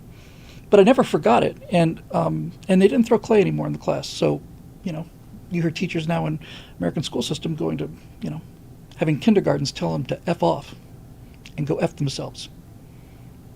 Kindergartners, first graders, second graders. Okay, they're not happy kids. I was a happy kid, generally speaking. So, anyway, let's get on to question number 2. Eric, I'm going to skip you here, and I'll come back if I have time. Actually, I don't think I'll come back. But anyway, you got an hour of my time. Lapco92 says, your words can't faze me. I used to hold the flashlight for my dad. Oh, God. Oh, my God. I don't know if I got the correct image out of there, but that's really funny. Cosby, Cosby has that line about having to go out and cut a switch. Wasn't it Cosby? Maybe it was Richard Pryor. It was Pryor. Anyway, whoever it was just side-splittingly funny, and I could relate. So here we go, Marisha Dark. Topic: a multiverse of madness. Hi, Bill. Hope all is well. Thank you. I hope all is well with you too, Marisha. Something that's been on my mind of late. The premise and timeline of the fourth turning are set based on America's 0 hour, let's say 1789, with a catastrophe happening every 70 or 80 years. It occurred to me, do other populations have different 0 hours and undergo similar cycles, but offset to our own, sort of a grand clockwork of spinning gears, driving the temporal loom of history? It's very well phrased. Let me just stop and answer that real quick. These cycles go on well before the founding of the United States. They're able to track this back through the Glorious Revolution, and William and Mary and James the First and Cromwell, and I mean they I cannot remember whether they said whether we're the 13th American generation or something, but it goes back a long, long way, and it is apparently not just a Western thing, but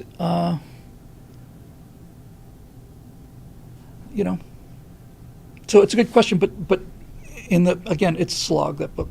But they seem to have not only do they have the 80, 90-year cycle, but they've got the quarters, the 4 generations. They've got them all. This is the missionary generation. This is the prophet generation. They've got it really pretty banged out. I was impressed by it, but I don't fully understand it. I got a little more reading to do.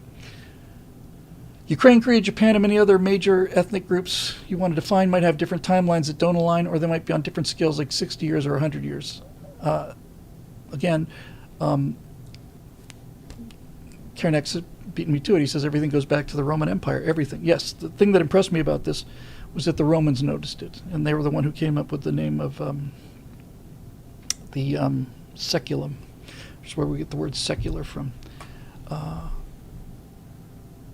So I don't know about synchronizing, and I know it seems like the reflex problem with the theory is, how is it that these crises seem to arrive 80 years on the dot? That's awfully coincidental. How did the crises know when to come, basically, right? It's like, well, that's swell.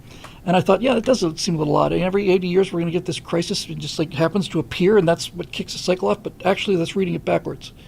The reason the crisis appears is because you are now one full lifespan away from the last crisis, and that the fighting age people are now 3 generations removed from a crisis. So they have never experienced a crisis. What essentially the theory says is, well, basically the theory says strong men make good times make weak men make bad times make strong men. That's basically it. And so these crises are a result of one human lifespan away from the last crisis.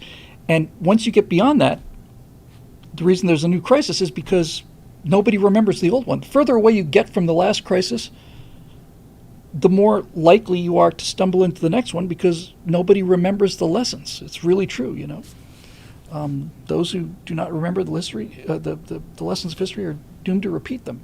And that's why that happens. It is a cycle. And it's, I'm sure every single person who's ever had this realization has always had the same thought that I have, and I had it well before the fourth turning, and that is, why can't we learn, from our mistakes? Why can't we learn? We know that things like the Constitution, all the rest of this stuff, we know what works. Why is it that we have to keep learning this? Because we know it works because of where we were born or because of who our parents were. But society as a whole is clueless. So, there you go. Clay says the book of Judges in the Bible basically says that one dude comes along and fixes everything, and then 2 generations later a new problem occurred because everyone forgot, and a new judge would come. Yeah, that's pretty much it. So, so we remember, PGTMR2 said, well, we remember the Romans lessons. Yeah, this is the real tragedy of it. If we were all amnesiacs, this wouldn't be so tragic. And I mean that in the genuine sense of the word. I mean, literally tragic, literally. It's literally tragic. Because some of us do remember the lessons. Some of us do get it. Some of us say, many of us look around and go, we know what's going to happen if you keep this up. If you allow this kind of stuff to continue, we know where it's going. We know what's going to happen. We've seen it before, but it's trying to push back the tide. It's just bigger. It's all of us together. And I don't know what the percentage of people that remember the past is, but I got to think it's less than 25%, I would bet. In any event, that's basically how that works. So back to Marusha. What do you think of this idea, and have you noticed any, about the trends being in or out of sync? What do you think of this idea, and have you noticed any such trends since you started reading The Fourth Turning? Makes me wonder what might happen if a whole bunch of them align across multiple cultures of different cycle lengths, sort of like how the Mayan calendar or the Wheel of the Year operates. I don't think I've ever heard anyone discuss this possibility before.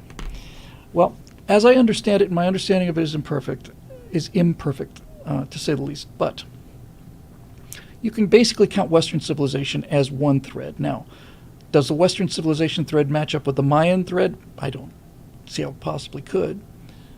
Seems like a bit of a coincidence. The Chinese thread, the Japanese thread, all of these things. But clearly the European thread is consistent back hundreds and hundreds of years. So I don't know what happens when you have these clashes. I had a thought based on something I saw on YouTube last night, but it was discussing this issue of synchronization, and that chaotic systems in nature, extremely complex chaotic systems, when they're allowed to move freely, they almost always synchronize. Planetary orbits have a resonance, like the moons of Jupiter have a 1 to 2 to 4 resonance. The Io, Europa, Ganymede have a 1 to 2 to 4 resonance. Tidal lock is a resonance, is synchronicity. And the classic example is, and I thought this was magic. I don't know why I waited so long to see this video. But if you have a room full of metronomes, they're all set to the same frequency, but they're all out of phase with each other. If you leave them alone for a while, they'll eventually they'll all lock up and sync. And I thought, now that's some kind of magic. How does that work? Well, it turns out that it was Huygens, I think, who noticed this. He had 2 clocks. He was working on the problem of longitude, so he built these clocks and he was trying to sell it, because you can't tell your longitude prior to GPS without knowing what time it is. If you know what time it is, then the sunset and star rise and all the rest of it, that matters, but you got to know the time. Latitude is easy. Just measure the distance of the Polaris above the horizon. But longitude was tough. So Huygens had built this accurate clock. Some of these clocks were accurate to within 15 minutes a day. Huygens was accurate to within about 15 seconds a day. And he built 2 of them, and the idea was that they would take them on these ships and suspend them from the masts so that they couldn't ever be tipped over. They're pendulum clocks. So he's watching these 2 clocks that he's put there. He's just writing, doing some other brilliant stuff. And he notices that over the course of time, these things just start locking up. And he's just mystified by this. And he finds out if he puts them in separate rooms, it doesn't happen. But if you put them together, it does. And the explanation for this is that as long as these 2 clocks are connected in some way, then the movements will synchronize because it's a physical phase thing. So let's say you've got 10 metronomes in a room. Each one of them is doing their thing. Each one of them is moving the table slightly. The motion of that metronome is moving the bass. The metronome goes this way, the bass goes that way. And so these basses are basically have a physical vector that's back and forth like this. And if you get 2 of them that are close, they'll reinforce each other. And now you've got 2 of them, and that'll bring in another one that's the next closest one. Now you've got 3 of them, and then 5. So it happens kind of fast like this. But basically, the synchronization happens because they're all physically connected, and that it's a mechanical impulse, not magic. It's just a mechanical force vector that travels either through the table or through the whatever. In Huygens' case, it was the cable or whatever. And so that's how they end up in synchronicity. I'm wondering if there's not some kind of similar mechanism at work in cultures that don't appear to be connected to each other. Now, it's hard for me to imagine what a crisis among the Mayan people would be. Mel Gibson gets a lot of grief, but he's a brilliant filmmaker. And when he was an action star in Lethal Weapon and Mad Max, I just loved him. Road Warrior, Mad Max.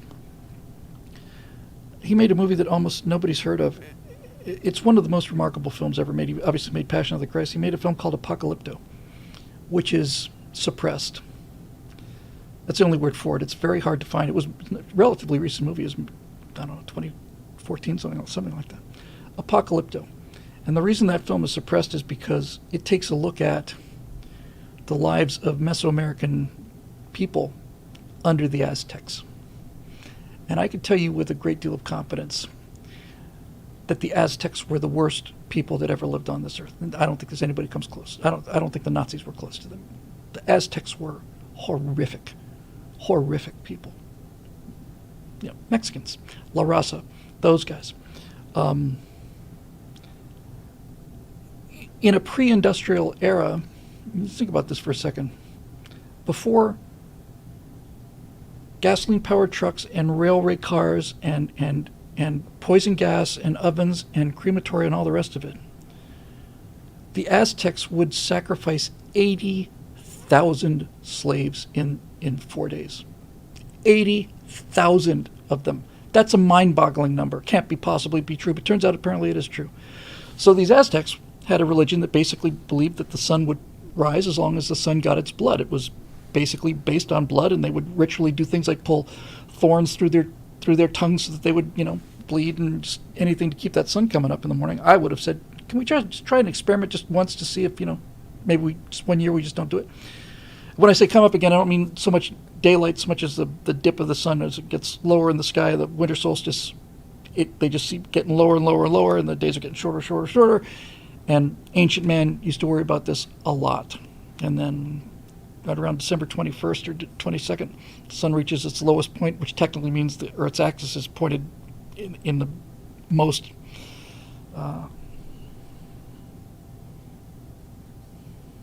contrary position to the sun. And then the sun starts coming up again. But the Aztecs believed that in order to make that happen, you had to bribe it with a lot of human blood. So the Aztecs had a civilization, real civilization, and they had a astonishingly complex city. I want to say Teotihuacan, but it might have been those somewhat similar. Clay Bradley, blood for the blood god, skulls for the skull throne. Yes, sir. I'm with you. Well, fortunately, the emperor protects. Anyway, they basically had a city, which is pretty near where Mexico City is now. Cortez found them, Tenochtitlan. Yeah. The city was essentially star-shaped. It had canals. It had circular canals and roadways that led in, so it was very defensible. You couldn't bring in a whole army, and you had to kind of come in on these narrow roadways. Cortez shows up with, 200-something conquistadors and conquers this city of 1 million people, or nearly 1 million. 40,000? Anyway. Oh, 40K, sorry. Yeah. So all of these other tribes would exist out on the periphery of the Aztecs, and the Aztecs would go out on raiding parties constantly and bring in slaves. And they didn't bring in slaves to work the cotton fields. They brought in slaves to sacrifice. You've seen the Mesoamerican pyramids. They're very, very steep, and they've got these big steps. Well, the reason they're so steep is because they would lead the slaves up to the top of this thing. They had a big piece of, like a big rock, basalt or something. They'd stretch them out on the rock like this. One guy'd be holding each one of their hands, leaning over backwards like this. This priest would take an obsidian blade, and he'd cut his heart out while the guy's still alive, obviously. Cut his heart out, hold up the still beating heart, throw the body down, and the body would just go down the steps, and it would drench this pyramid with blood, and they would do tens of thousands on big holidays. And so Mel Gibson decided to go there, and what you find is that these, Ace of Vindy says it was a horrible time. If you had the problem, you had to call Aztec support. Well played.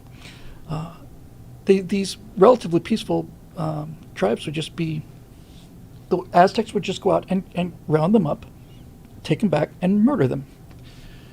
And when you see how these people behaved, the conquistadors don't seem so bad after all. In fact, one of the reasons that Cortez was able to overthrow the Aztecs with 200 guys was because of all these other tribes that had been preyed upon by the Aztecs. They were perfectly willing to help him. They'd much rather have these, these Quetzalcoatl feathered serpent white gods coming out of the sea than these bloody Aztecs. So you reap what you sow, I guess. But there was a fully authentic third world civilization of color that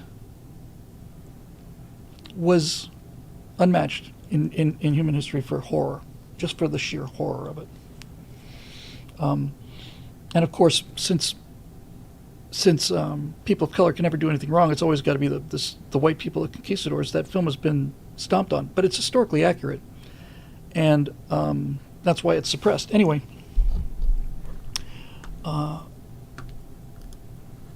so I wonder. I can't think of what a existential threat to that culture would be, but it seems to be universal. The Romans noticed it, the Greeks noticed it. Now maybe it's something that's Western. In fact, there's actually come to think of it, it's probably a fairly strong argument to be made that it does not affect every society. So you're waiting for another cycle from a society that won't have them. And the first thing that they said in the fourth turning, which I think was actually the most brilliant part, was they said there's three ways to think about time. Chaotic time, where nothing is connected to anyone else. Most primitive tribes, most primitive peoples live with chaotic time. They don't keep a historical record. Everything's memories. Different memories are different. You said this, no, you didn't. This happened here first, no, it didn't. This kind of thing. So time is chaotic, and it's just a series of points on a table, and nothing's really connected, and that kind of thing doesn't generate cycles. They said, second way to think about time is linear, and that's how I thought about time until I got a hold of this book. So if you think that time is linear, you start here, you end up there. What I'm watching is the United States is back here when I'm born, and as time goes on, it's going lower and lower and lower, and a linear view of time would say this line is never going to stop until it reaches utter anarchy. It's over. It's done. It's a line into the future, and the future is down, and there's nothing you can do about it. And this is what I was afraid of for my political years anyway, was this inevitable decline. But they say that, and by the way, they say that Americans are the most linear thinking peoples ever to walk the earth. They said most Western societies viewed, and most advanced societies viewed time as cyclical. So there's 4 seasons in the year. There are 4 stages to the human life, 20, 40, 60, and 80, and childhood, young adulthood, maturity, and old age, and all these other things. They match the seasons, which is interesting. And so what they're basically saying is we're on this planet, and we are subject to the laws of this planet. This planet has a 23.5 degree axial tilt, and that means sometimes it gets colder in northern latitudes, it gets warmer, but it happens predictably, and that it goes from birth to growth to maturity to death to birth to growth, and so on. That's how the human life goes. That's how the seasons go. So there's a lot of water under that bridge. So if you don't think about time as cyclical, if you think of it as either chaotic or linear, you're not likely to develop those patterns. But I think that Marisha says, as a pagan, I respect the spiral nature of reality. That's well said, actually. The spiral nature of reality. That's actually really, really good, because history is not a circle; it's a spiral. It does this, but it also, if you look at it from one angle, it just keeps going around and around. But it is in fact moving, and it's moving towards more advancement. Every turn of the wheel, we just keep getting better. I'm not trying to dump on every single other person that's in this business in one show. I'm a big fan of Joe Rogan's, and I think what he's pulled off is miraculous. Miraculous. And I would love to do his show. I have noticed, however, that Joe can buy a lot of stuff that I just don't think there's much evidence for, and so the reason I bring up Joe Rogan is because Joe Rogan and Burt Rutan have something in common. They just have a different take on it. Burt got fascinated with this long before I did. And my attitude is real simple when it comes to Burt Rutan. If Burt Rutan believes something, then it's not automatically right, but there's something of great merit there. And so Burt, recently the last several years, has gotten fascinated with the idea of a pre-existing civilization that was destroyed by a flood. This flood is universal. All cultures talk about the Great Flood.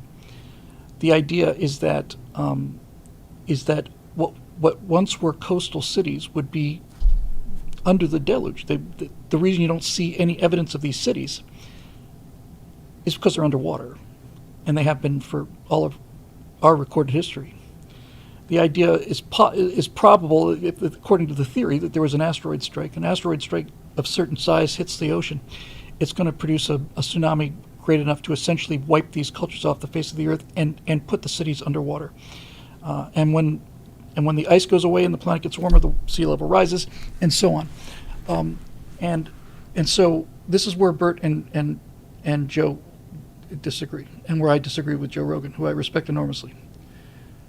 The Younger Dryas impact hypothesis. Younger Dryas is exactly right. That's the period.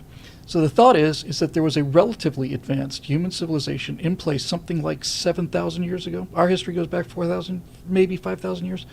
7, 8, 9,000, 15,000 in some cases. There are some of these structures that have been found out in the middle of nowhere in the desert, underground in some places, that are dated to 12,000 years. And that's way, it's 3 or 4 times further back in history than we thought we were. So the theory is that there was a relatively advanced society, and that this was wiped out in the flood. And Eric says in a word, Atlantis. Yes, all these myths are related. And so the idea, 11,600, thanks, Cal, or Care. So the idea was that we are basically playing catch up, that this catastrophe set us back 5,000 years minimum, maybe more. Now this is the part where I disagree with Joe and apparently with Real Swampwitch here, who says it was more advanced than we are. I don't think there's any possibility that it was anything like as advanced as we are, and it doesn't have to be. I think it was. Joe Rogan and others believe that the only way to explain the pyramids is anti-gravity, and I just don't think that. I just don't believe that. The pyramids are an engineering marvel, but they are engineering, and people say, how could they possibly have built that? It's like, well, it took a century, 100,000 people, 80 years, and stack a lot of rocks in that amount of time. It wasn't like these things just shot up overnight. If it turned out these things appeared in a year or two, then I'd say, yeah, there's no other explanation. But in any event, the idea that only something like the super advanced civilization, if there was a super advanced civilization, more advanced than we are, it'd still be here. That's what I'm saying. That's the primary reason why I don't think it was that. I think it was possibly as advanced as the Romans, maybe, somewhere in that neighborhood. But if you've got a civilization that's even close to ours, you're not just a coastal civilization.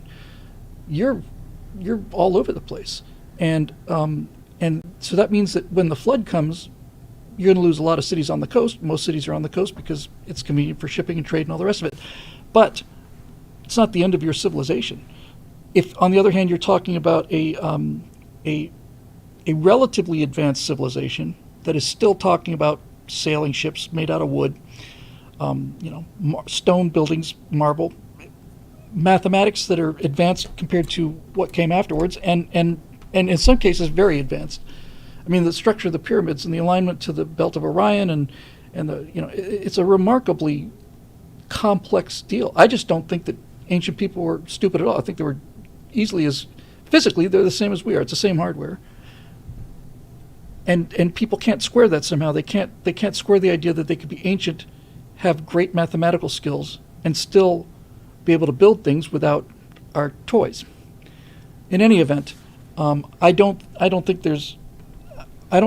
see any evidence for it. I don't think there's a reason. I don't think you need a reason for it. I think it's tragic enough if it's true, and it appears more and more like it's likely to be true. Roadrunner says that Stonehenge was an astronomical observatory. That's absolutely correct. In fact, Stonehenge is closer. The Druids are closer to us than they are to Stonehenge. Stonehenge is very, very old. There's ancient star forts in America. There's a snake thing that's head aligns with the, with the summer solstice or with the, vernal equinox or whatever the case may be. The point is that it is, I think, compelling evidence that gets stronger all the time that we got backfooted by 4,000 or 5,000 years. That this was a unimaginable catastrophe. Where do we expect to be 4,000 years from now? Like to think we're being a little better off than we are now. Well, it's not that we had a head start. It's that we got a significant difference on the track, and somebody fired off the starting gun and brought us back and made us start again. Watch documentary Life After People, says Marisha. They show that after 10,000 years, the only remains of our civilization would be stone megaliths, so advanced civilization seems plausible given what remains. I don't agree. I've seen what these after man kind of things are about. Just take Los Angeles freeway system. That's made out of reinforced concrete. That is going to be there for a long, long, long, long time. A long, long, long, long time. And much longer than skyscrapers, let's say, which are essentially iron. They'll eventually rust out. And by the way, the gap is not that large. It's not like we lost 100,000 years. We lost maybe 7,000, 8,000 years, I guess, somewhere in there. That's a big hit. But I don't believe that they were more advanced than we are. I don't think they were close. But they were certainly more advanced than what was left after this flood, because whatever knowledge there was would have been primarily on the coasts. For instance, I'm convinced they certainly didn't have an asteroid theory, because asteroids are undetectable without telescopes, and I don't see looking at round two. Telescopes require a great deal of civilization. Now, Real Swampwitch says they had machines. I have no question about that whatsoever. You're 100% right about that. Absolutely right. They could do things with stone that we cannot. They could do things with stone, certainly, that our ancestors could not. And on some level, yes, their stoneworking appears miraculous. The reason I'm quibbling over that is because I'm not convinced that 21st century technology couldn't do with stone what they did if we had to. But I'm certainly willing to grant you that they were extraordinarily capable, and their astronomical knowledge, their mathematical knowledge, it was a big hit. Big hit. And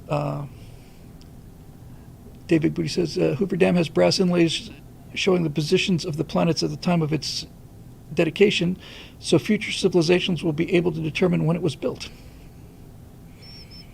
And Eric says his great-grandfather worked on the Hoover Dam.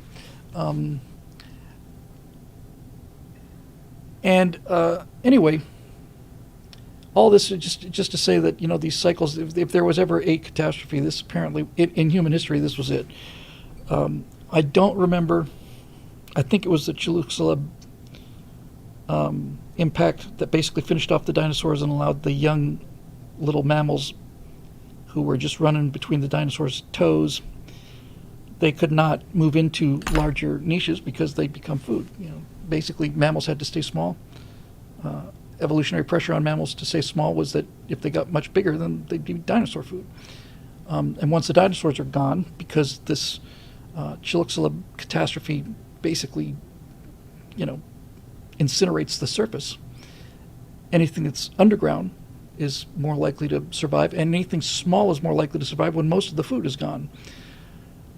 So if it hadn't been for that impact, very likely, or any impact, it didn't have to be that one, but in any event, Roadrunner says they were Purina dinosaur chow, yeah.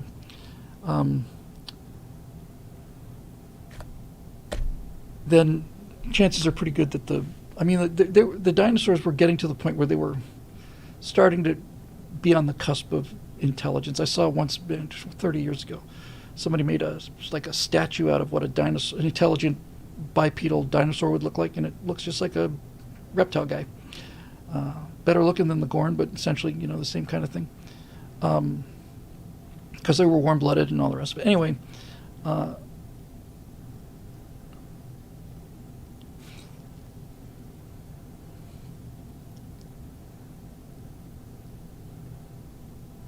just trying to sweep things together here.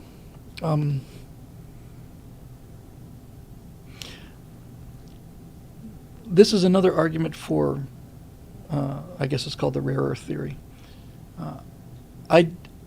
The numbers are so staggering that I'm not entirely sure that we're alone in the universe, but I'm quite convinced that it is much, much, much, much, much, much, much, much rarer than we think it is. The whole protein folding thing, the whole, just the Earth. The Earth is so unique. We used to think, all I had to do was be in the Goldilocks zone. All you had to do is put it anywhere in here and just set it down. Everything's great. Well, no. We are a double planet. Bill, please go to the Ark Encounter and Creation Museum. You will be ultimately impressed. Meet Mr. Ham and interview him before he passes away. He's a brilliant man. That sounds interesting. It really does.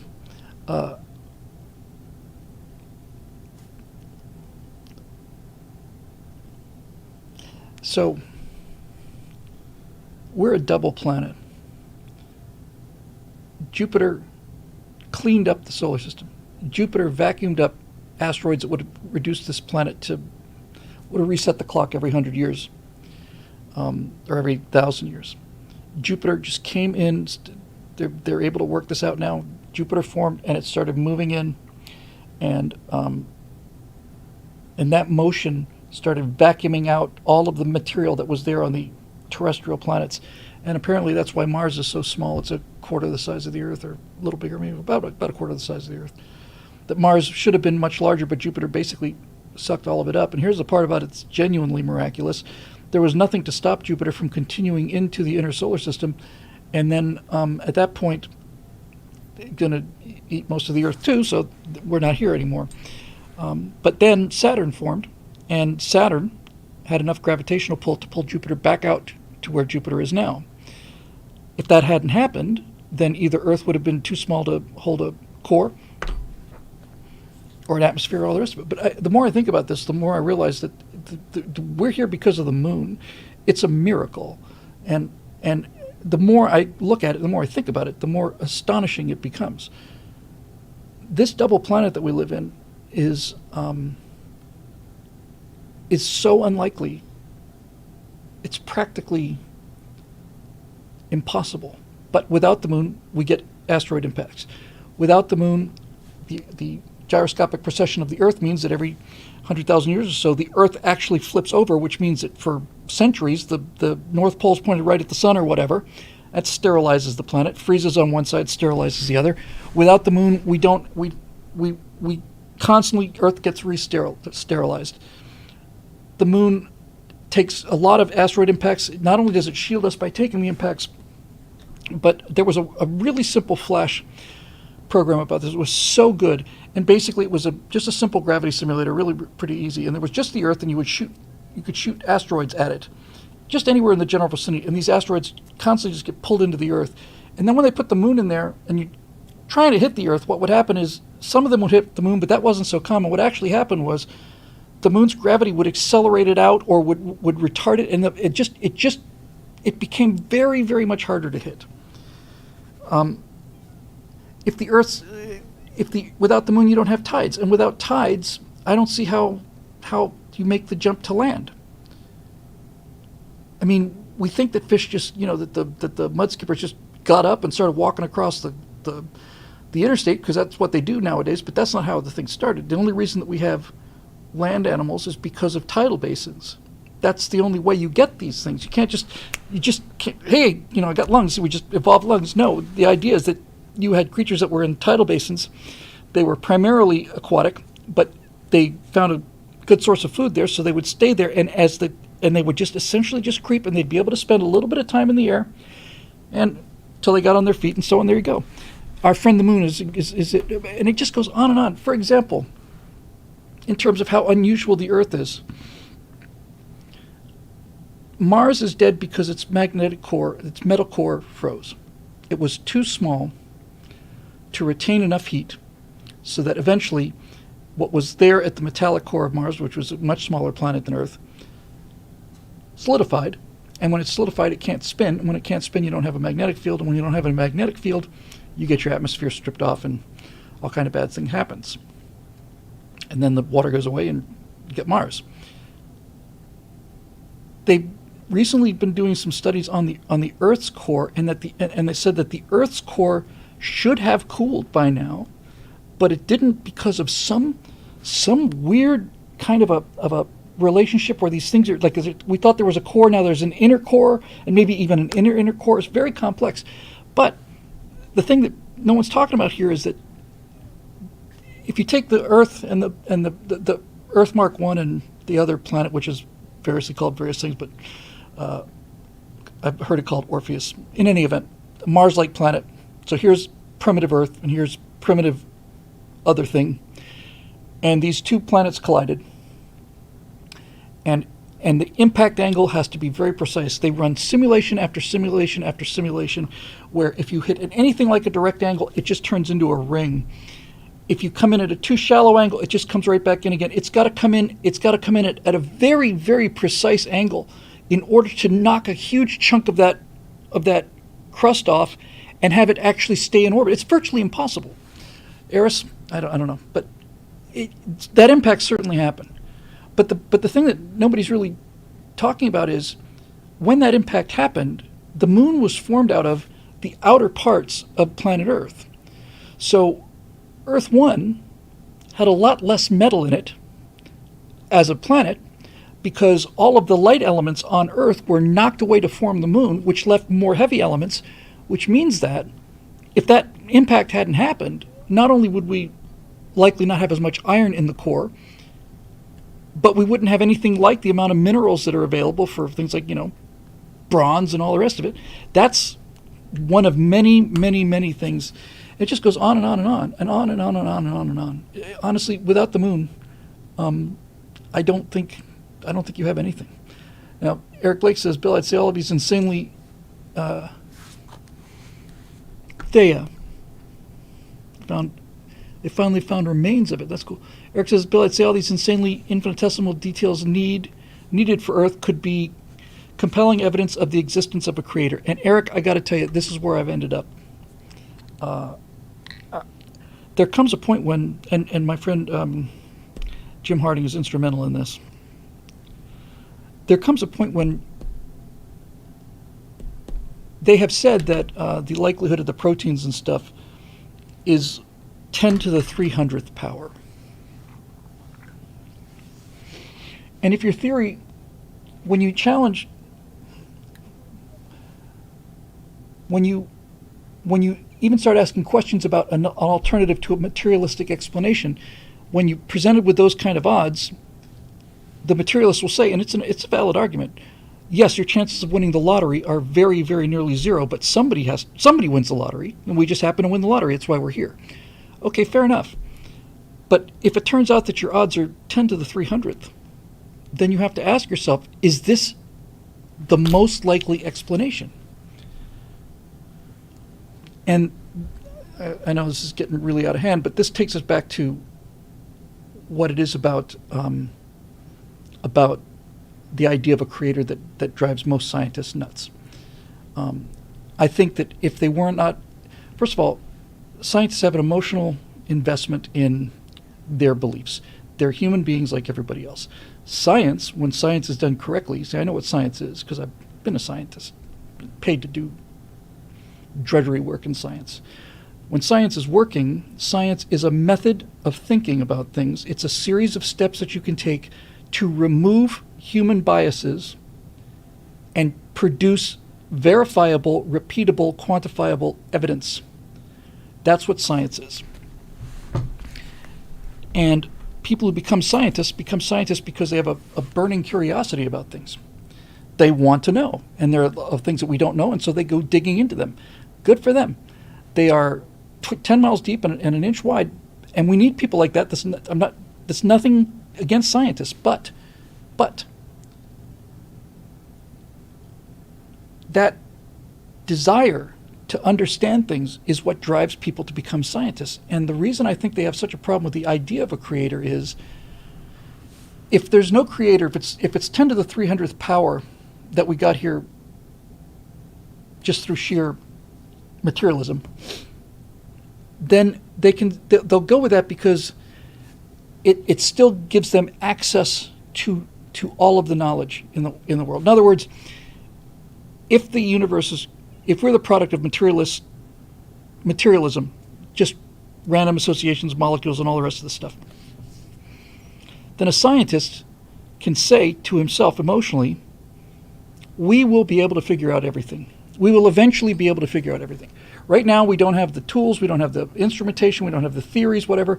Scientists for the last 20, 30 years understand that things like string theory or whatever are Band-Aids, that we just don't have the math. We just don't have the theory yet. But they're convinced they can get it, and they're probably right. But my point is, scientists believe that not that everything is known, but that everything is knowable. Carl Sagan certainly believed this, that over time, everything is knowable. That's what a scientist has to believe in order to become a scientist, because it's unglamorous, tedious work, most of it. The problem for them is, if there's a creator as a possible explanation for all of this complexity, if there is that, then there is knowledge that science cannot get to.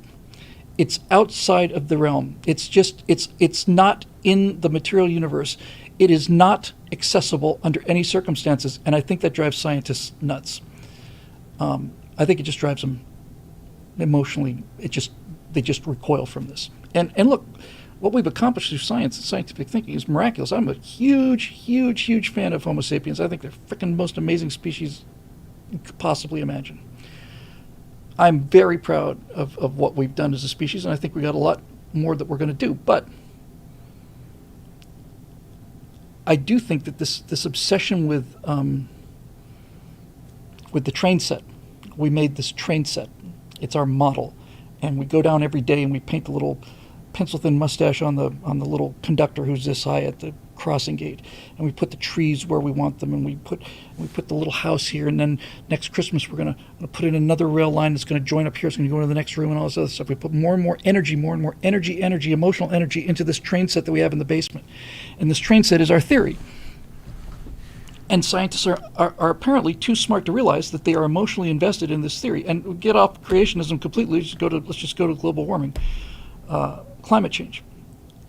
The model has so much emotional power over the scientists that if there's a conflict between the model and reality, then reality must be wrong. It's that simple. That's what they believe. They have so much invested in the model, so much emotional energy, forget about the time and effort and intellectual energy.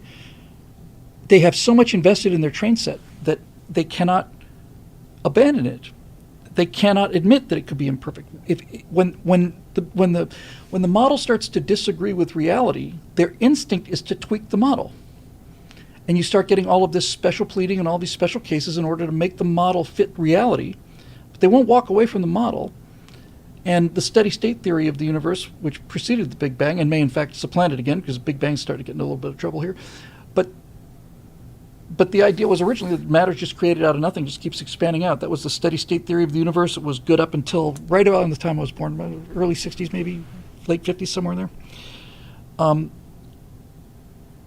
And I don't have any problem with scientists being emotionally attached to their models. It's human nature. They're human beings. I just wish scientists would be smart enough to realize that they're human beings like everybody else, and they have an emotional investment in it. It is their religion. Science is their religion. And I'm not talking about the idiots who say, I don't believe in God, I believe in science. Those people just believe in whichever way the crowd's moving on the street. I'm talking about real scientists who put the idea of a creator out of bounds because they are so emotionally committed to the idea that they can eventually learn everything. It's not easy to be a person who wants to explore things and to find out how things work, and to be told that there's an entire gallery behind that door. You're an art you're an art collector, you got all this beautiful stuff. Well, there's a gallery on the other side of that door that's 500,000 times the size of this one here. All the stuff that you've been so fascinated with and you just love so much, you want to see all these. There's paintings in there that you can't imagine, and it's on the other side of the door, and you cannot go through that door. What do you mean? You can't. It's not even. You cannot go through the door. The door won't open. Well, you have to blow the door open. Well, the door's not opening. You cannot get there. It's there, but you can't get to it. And you never will be able to. It's out of bounds.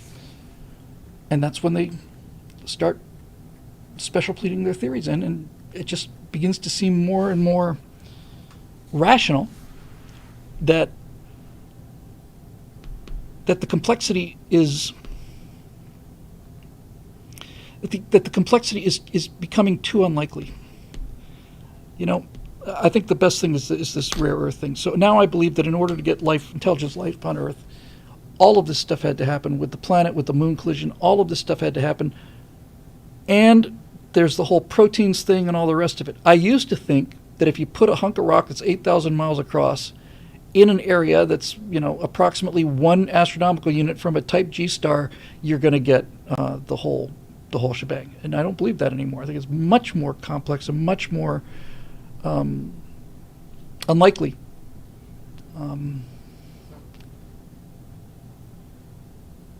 Yes, and this is an interesting point too. It's obviously a major point. Lapco 92 says, he talks about the nature of eclipses. There's only one planet that we know of, and I don't know if anyone's ever done the test of this, but I'd be willing to bet a significant amount of money that of the tens of thousands of exoplanets that we found now, I think there's only one planet among all of them that actually can have an eclipse, and that's Earth. Nobody realizes how unbelievably unlikely the idea of an eclipse is, because it just seems to make sense, right? The moon passes in front of the sun, okay, great, and it blocks out the sun, that's fantastic. That's what you would expect to happen when these things are going around. But what they don't realize is that if the moon was just a tiny, tiny, tiny bit smaller, then you would get nothing but annular eclipses. There are times when the moon is farther away, and so therefore smaller in its orbit. It's not much of a difference, but it's enough, so that even when the moon passes directly in front of the sun, there's a ring of fire around the sun. It's called an annular eclipse. And when you have an annular eclipse, there's enough light coming at you that you cannot see the corona. Your eyes just dial down. If the moon were much bigger, you wouldn't be able to see the corona either. It would just be an occultation. The sun would just go out and then it would come back on again. The sun is 400 times bigger and 400 times further away than the moon, precisely. And you can think, well, what's the big deal about that? Well, I've been teaching astronomy interested in astronomy since I was 12, 13. And so needless to say, I know about solar eclipses, and I've known about solar eclipses for 50 years. And then in, 2017, I guess? I think it was 17, 18, somewhere there. Whenever the last eclipse was, went up to Idaho. Might have been in Utah. I don't know. The last eclipse that hit the United States. So I've been wanting to see a solar eclipse for 50 years, and I knew what to expect, and I knew what was going to happen. And what I was not prepared for was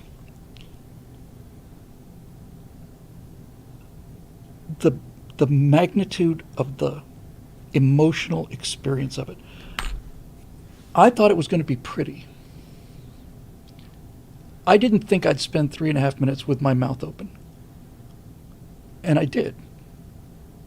I thought it was going to be pretty and spectacular, but the emotional power of a solar eclipse is indescribable until you experience it.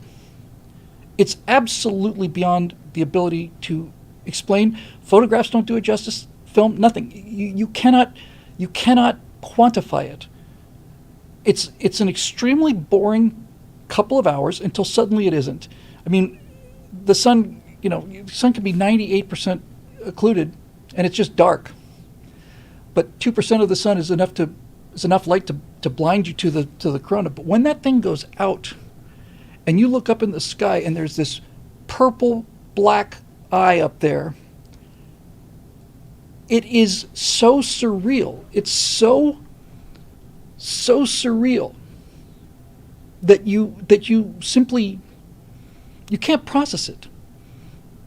It's not a question of like it's dark in the daytime. It's like there's a hole where the sun used to be, and and there's no way to describe it. It's just absolutely overwhelming.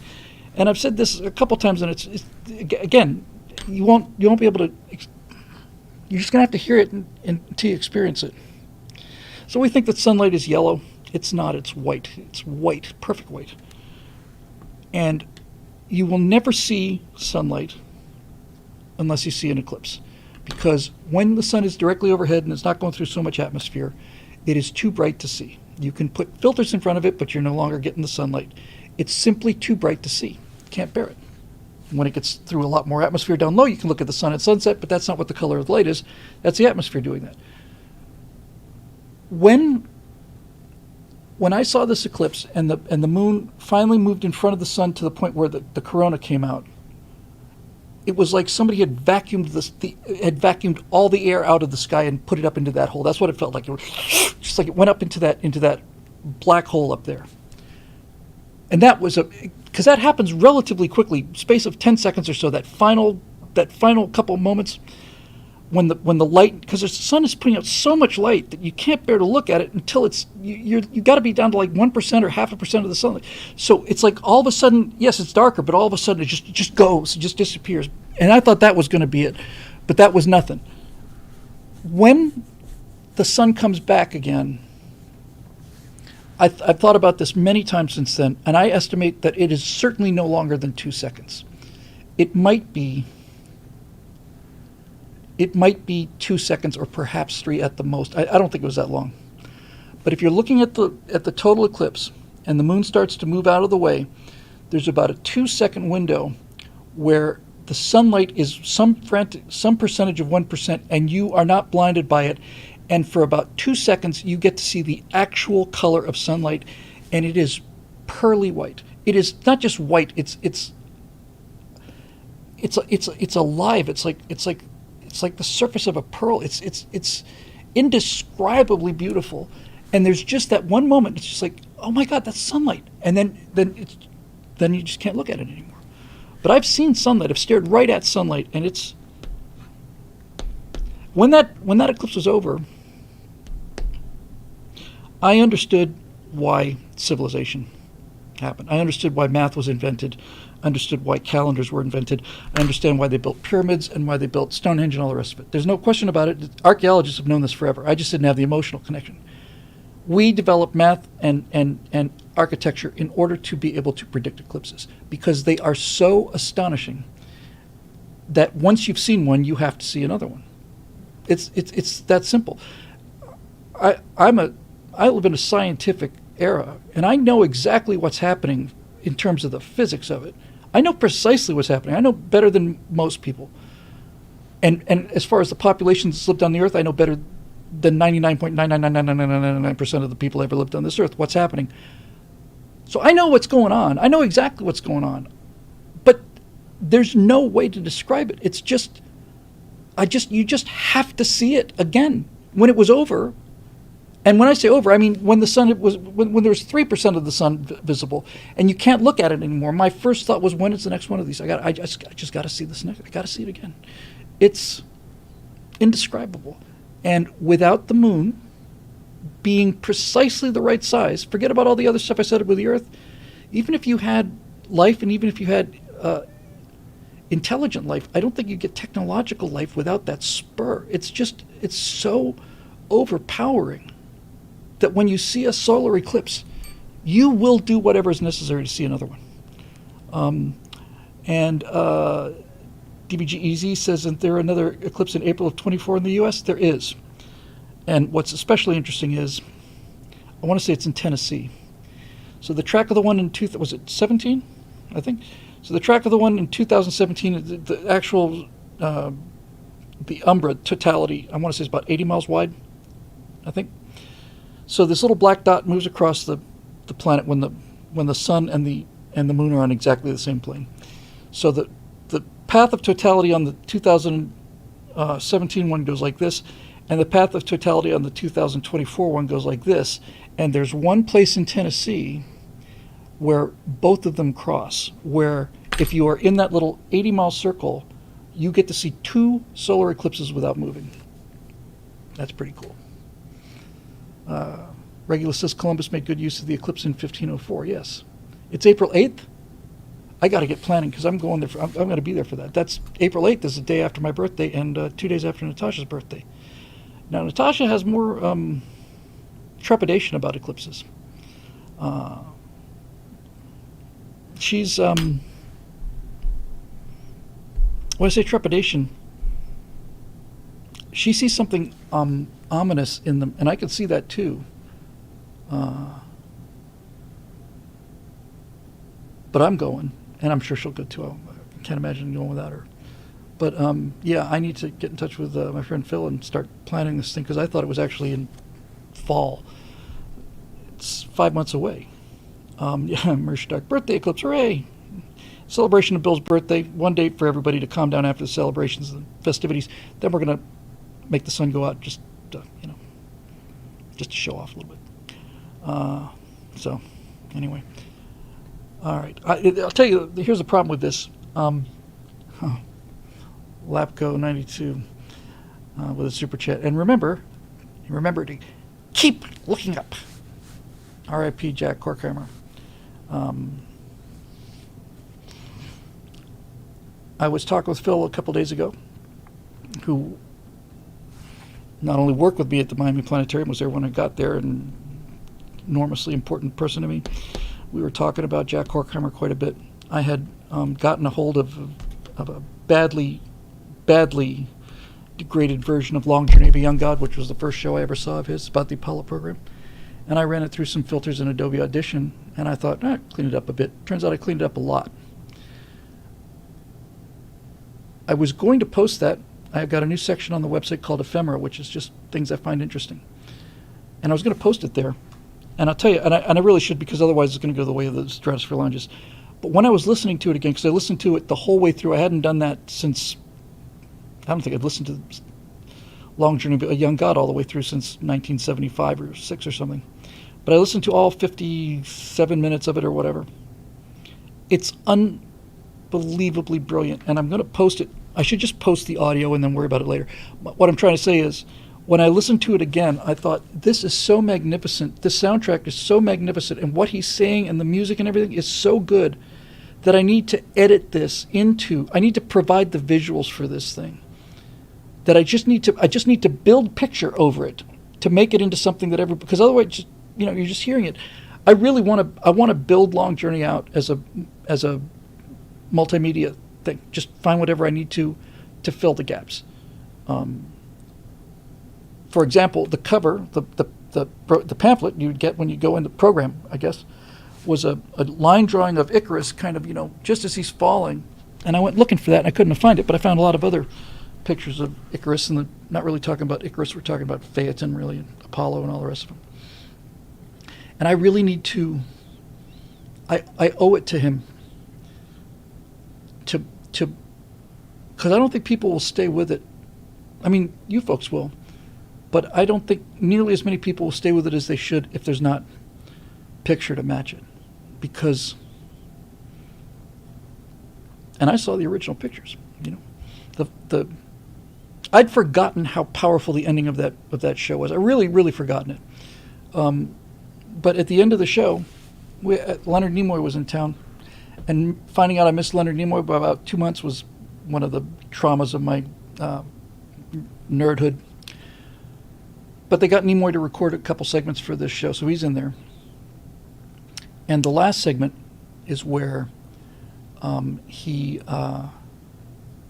where this advanced civilization goes back to Earth, and they find a time capsule that was put there by a prior extraterrestrial civilization, which had been there 50,000 years ago, and that prior extraterrestrial civilization had interviewed some of the humans that were still left and encoded it in this capsule and buried it inside one of the columns at Stonehenge. So we would have a Stonehenge horizon thing, 5 projectors, panorama. We bring up Stonehenge, just fade out of black. There's the stars, and then this thing would start recording. They cut a thing that looks like a contact capsule, just a capsule looking like a pill kind of thing. this big maybe, put it up against the Stonehenge thing, and then they shine polarized light through it, and it just starts doing this cool stuff. But he's talking about what the humans were saying to him. And this capsule is reading back this quote, this not even quote, this interview that they had with one of the last humans. And he starts talking about, but when I saw you come from the sky, I knew that the old legends were true, that there were gods that walked the earth one day, that we flew through the skies in birds made out of silver, and that we went to other planets and the moon, and we did all of those things, and I'd always thought they were legends, but when I saw you come from the sky, I realized that all of that stuff was true. So what Horkheimer's doing is he's basically saying it's 10,000 years later or whatever, and humanity's back in the dirt, and there's an Atlantis myth of its golden age, which is us. And the last line of this thing just really hit me hard. The last line, the narrator says something like, talking about the golden age of humans, and he says something like, but that was, there's like hope, there's hope and pride. We did this and we did this and we did this. And then he says, that was long ago. He says, and then he says, and now you see us here the way we are.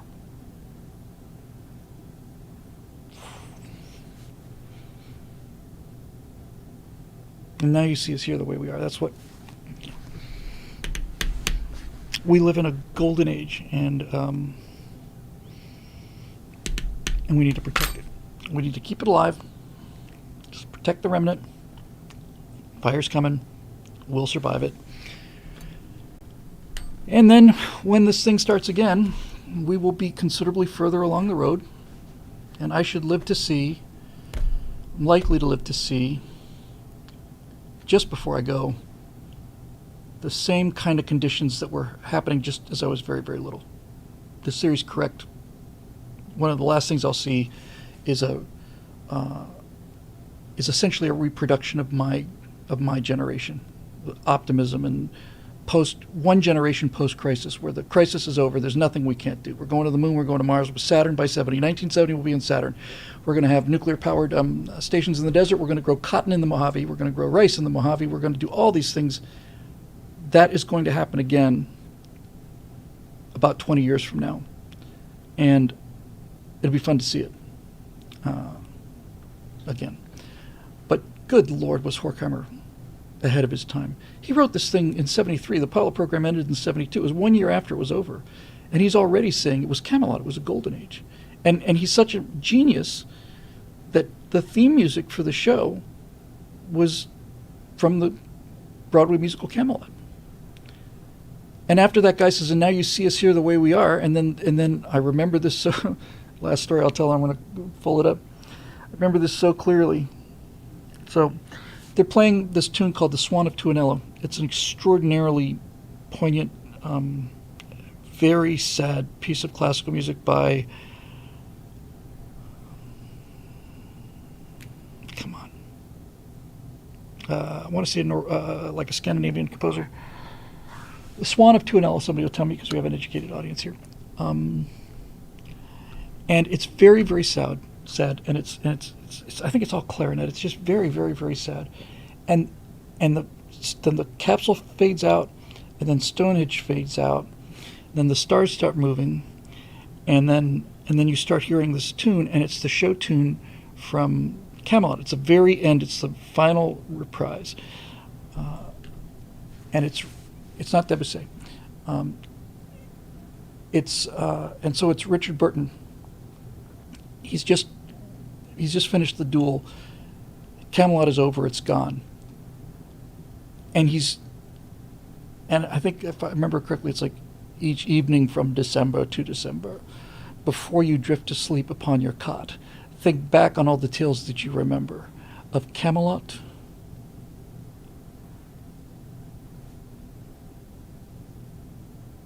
Rain would never fall till after sundown. By 8 the morning, fog must disappear. In short, there's simply not a more congenial spot for happy ever aftering than here in Camelot.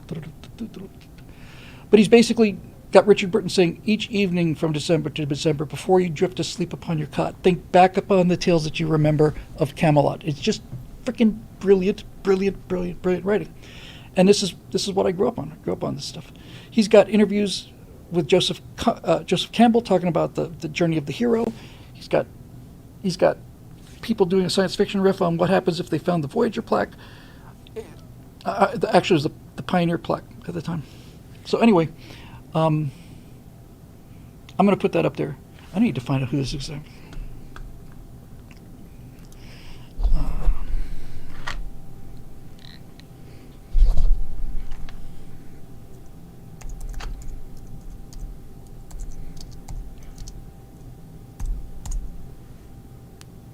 Sibelius.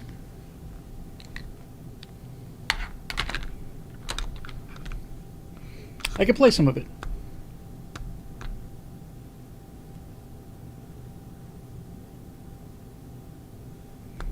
Now, I don't know if I got the right part here, but let's see if I can get this right.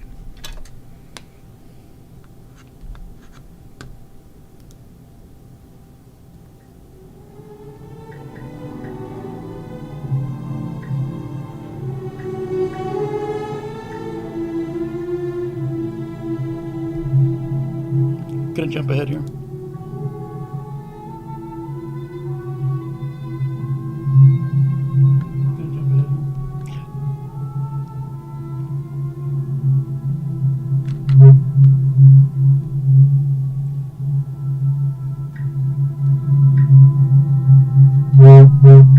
That's feedback. Anyway, that's not the section we used, but it was right about the clarinet, I think. Might be an oboe. Anyway, it's very moving. Moonwatcher, yeah.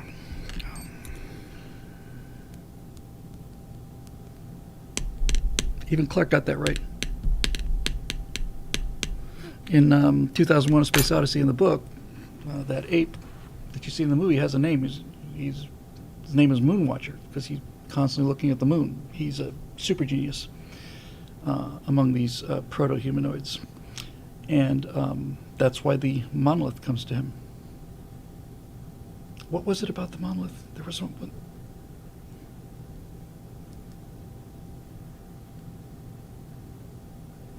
Oh, come on. It was a piece of trivia I learned about about 2001. It had to do with the shape of the monolith is typical Arthur C. Clarke. It's just brilliant. The monolith, you've all seen the monolith from 2001. Perfectly smooth, but the shape is interesting. The shape is 1 to 4 to 9, so it's 1 squared, 2 squared, 3 squared. Yes, 1 to 4 to 9, and it gives you that slab. So there was something about that shape that he used, and I've forgotten what it is. Was it?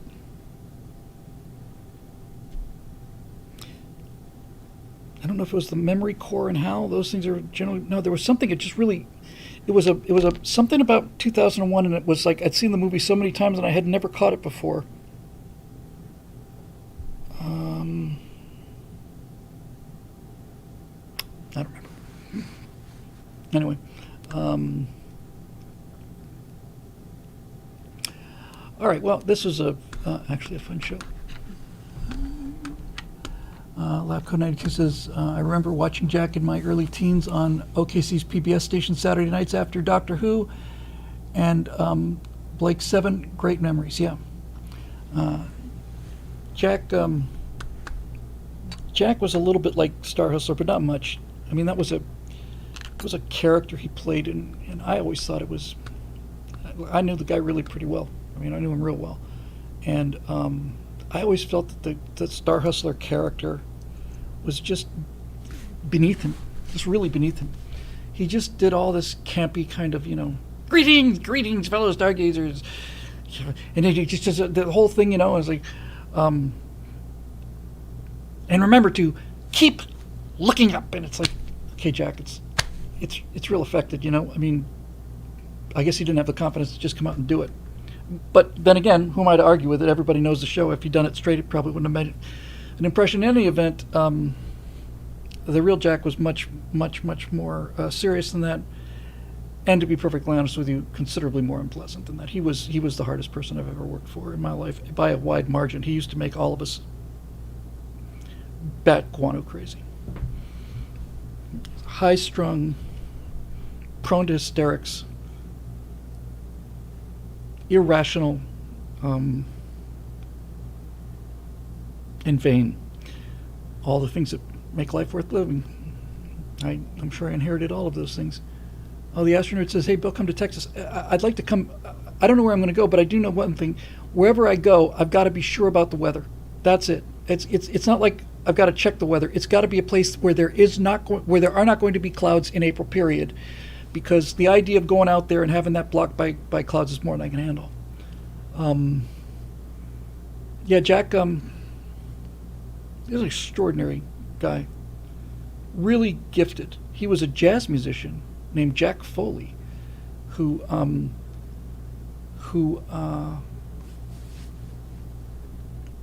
was fairly famous in his time as a jazz pianist, keyboard artist, and he had been, I think he was from Wisconsin, and the family, the Horkheimers had some money.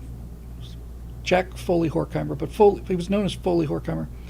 His stage name was Jack Foley, and he'd been sick his whole life as a sickly kid, and he had terrible lungs, and they basically told him as a young man, like a teenager, early 20s, they said, "Jack, why don't you move down to Miami or someplace where it's warm? You might get 4 years that way." And Horkheimer thought he was going to die that year, and so did all of us for 30 years, But he went down there to save his life, and he got down here, and Miami was not exactly a cultural mecca, and so he made it one. He just found himself at the Miami Planetarium, and we were doing what every other planetarium did. And over here, you can see this bright star is Arcturus. And the way you find Arcturus is if you see the Big Dipper, you make an arc to Arcturus and then a spike to Spica. Here's the Northern Cross. You can see over here this bright star triangle. Here's Vega, Deneb, and Altair. This is the Summer Triangle. This kind of thing.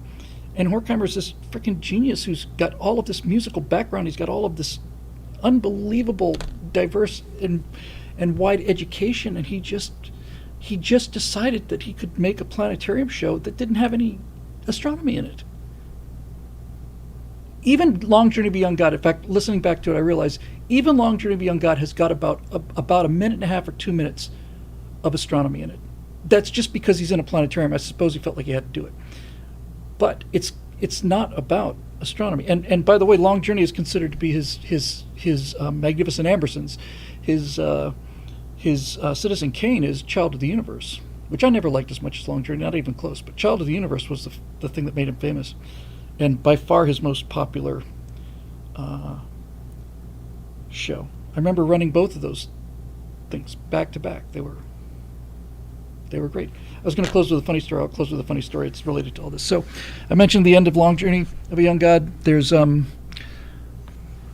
Swan of Tuonela, sad notes, and then the Stonehenge goes down, and then the stars start moving. You hear the first strains of Camelot, and then the Earth is as big as we can get it in the zooms, right front and center.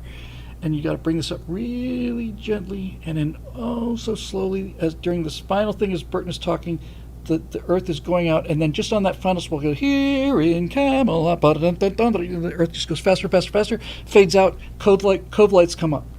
That's how the show ends. And I was a ticket taker. I was an usher there, and I just started to get paid for it, and I just was so enamored of this thing. I just come in early and stay late and just play with it. And I didn't just play with it, I actually rehearsed it. And I've told before how Jack gave me a chance to do that. But the guy who was the best console operator, second best console operator that ever lived, was named Doug Gagan. And he passed away a few years ago from senility. He's 10 years older than me. He would have been. So Doug Doug was he was a master. He was a genius at this. We were out at, it was like 3 or 4 of us. We were out at New Hickory Barbecue in Coral Gables, I guess. And somewhere, Phil and I and some other people decided, I bet you Doug could do this show blindfolded. It's all manual. You've got 6 projectors you have to move. You've got to advance the slides manually. It's an orchestration. It's a tough deal. The Apollo sequence especially. And we were saying, Doug was there and said, bet you. He said, I think I could do it blindfolded. I said, I bet you can't. He said, this is what my life was when I was 13, just constantly these kind of competitions. So we said, okay, we go back there after the 7 o'clock show, and we just tee up Child of the Universe, and we blindfold Doug and put cotton pads over his eyes, and then tie a necktie around that. He can't see anything. He walks out to the console and runs the whole show. And then after the Apollo sequence, which is all incredibly complex stuff, move the stars around, the zoom, all of it. He's just doing it all. And then there's a moment when the moon comes up in a projector, and you're supposed to point to Tycho. And he can't see a thing. He knows where the projector is. He picks up this heavy planetarium pointer and points it in the general direction of the moon, and it's right on top of Tycho. And we said, that's it. It's all over. You win. We're done. Anyway, like everybody else there, Doug wanted to get out of there at the end of the night. And on Saturday nights, Friday and Saturday nights, we ran 2 shows. We ran Long Journey at 7:30, and then we ran Child of the Universe at 10, I think. Might have been 8:30 and 10. Yeah, that sounds more likely. So at the end of Long Journey of a Young God, which was the early show, there's this long segment with Nimoy. It's about 7 or 8 minutes. We don't need the center projectors anymore. They're done for the show. We just need the zoom and got the Horizon system, the Munoz system. And so what Doug would do to save time is, while that end narration was going on, he'd go up behind the dome, go back to the back room, past the analog computers that ran this thing, into the workroom, up a ladder, counterweighted trapdoor up onto the space between the outer dome and the inner dome. He'd walk over to where 5 and 6 were, the 2 slide projectors, and he would change those trays out, take out the Long Journey trays, put in the Child of the Universe trays. It would save him, he's sitting there for 8 minutes, sucking his thumb. He just thought, I'll just change it, get ahead of it, get a little more break between the 2 shows. So that's what he would do, a lot. And I was working with him for many weeks or months. And one night, it was a Saturday night, I think, Doug goes up there. He started up there late. And I'm just getting a little more nervous because we're getting pretty close to the moment where it's time to do this stuff, And I don't know what distracted him, but the Swan of Tuonela is starting to fade out. And he's supposed to be down there now, fading out the horizon and getting the stars moving and getting that Earth up there. And I'm wondering if he's going to make it in time. And as this tune is starting to end, I just hear this kind of jarring sound, like of a tray being dropped. And I hear bam, bam, bam, bam. He's just like running. He's running. I can hear him running behind the dome. I'm heading over to the trapdoor. Hear the trapdoor going up. He's too late. So Doug comes 10, 15 seconds later, comes bursting out of the back room, and he knows he's 30 seconds behind the cues on this. We're already in a whole new segment, the ending of the show, and he's walking out there expecting to see the capsule and Stonehenge and everything. And he walks out, and what he sees is Stonehenge is down, the capsule's down, the stars are moving, and the Earth is exactly where it's supposed to be, and it's slowly zooming away, and standing there right in front of him, his 13-year-old termite with buck teeth. And I thought I'd just take care of this for you, Dougie. As a high point of my life, actually. One of the high points of my life. I saved his butt there. It was epic. It was really fun. That was a wonderful time. It's like the school times, too. So I'm a very, very lucky person. I wish I could download some of this stuff. I guess that's what we do here.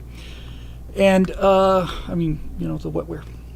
So I think that'll do it. That's you bastards have got your pound of flesh out of me. It's 2 hours and 53 minutes of my life I'll never get back again. So I think we will call this one a day. And it was a really fun show. Oops. So, as you probably know by now, this show is made possible by the members at BillWhittle.com, who have kept the lights on here this whole time, and who it's a great pleasure to work with and for. Astronerd says he knew Doug, and Doug was a great guy. Doug Gagan was a great guy. He was a terrific guy. And I really worshipped him. My entire life after he left was, I got to be better than him. I just got to be better. And I actually think I was. He was awfully good. Oh, new website activation, says Roadrunner. That was his question. Yes, this weekend. Hopefully tomorrow. And thank you for all the beta testers. And I'll send an email out to all of you and let's get this thing up and running. So thank you for all of you. And thanks again for our members for making all this possible. Thanks for the feedback and all the rest of it. It's a fun night. I got a lot of relighting and rebuilding to do, which I'll do mostly tomorrow, I reckon. And Hail Vectron. Okay, that'll do it. So let's say goodnight to the Twitch people first, I guess. I'm gonna flip this around back and forth. So thanks again for joining us, and we expect we'll see you Monday night here for the Stratosphere Studio. Right here, same bat time, same bat station, brought to you in living color on NBC.